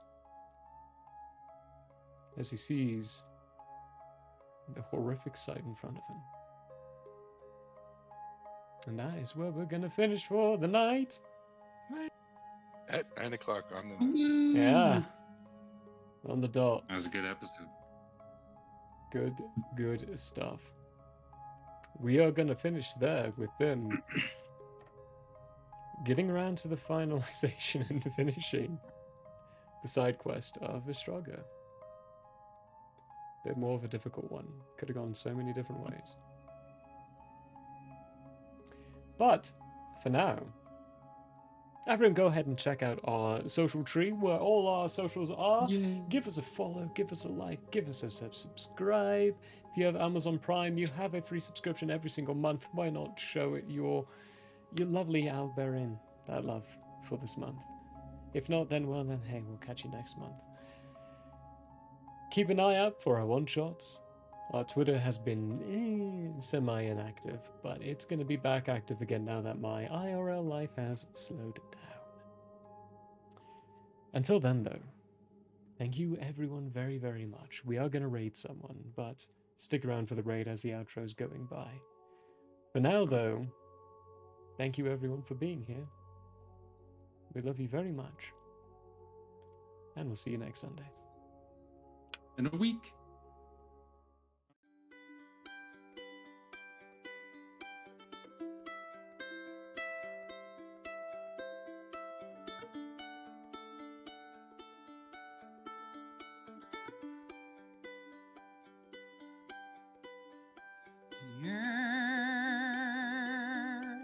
May have closed for now. We hope you met a friend this go around. Tired and blurry you may be. We hope your minds are full from this revelry. Peace follow you out. May you return for more giggles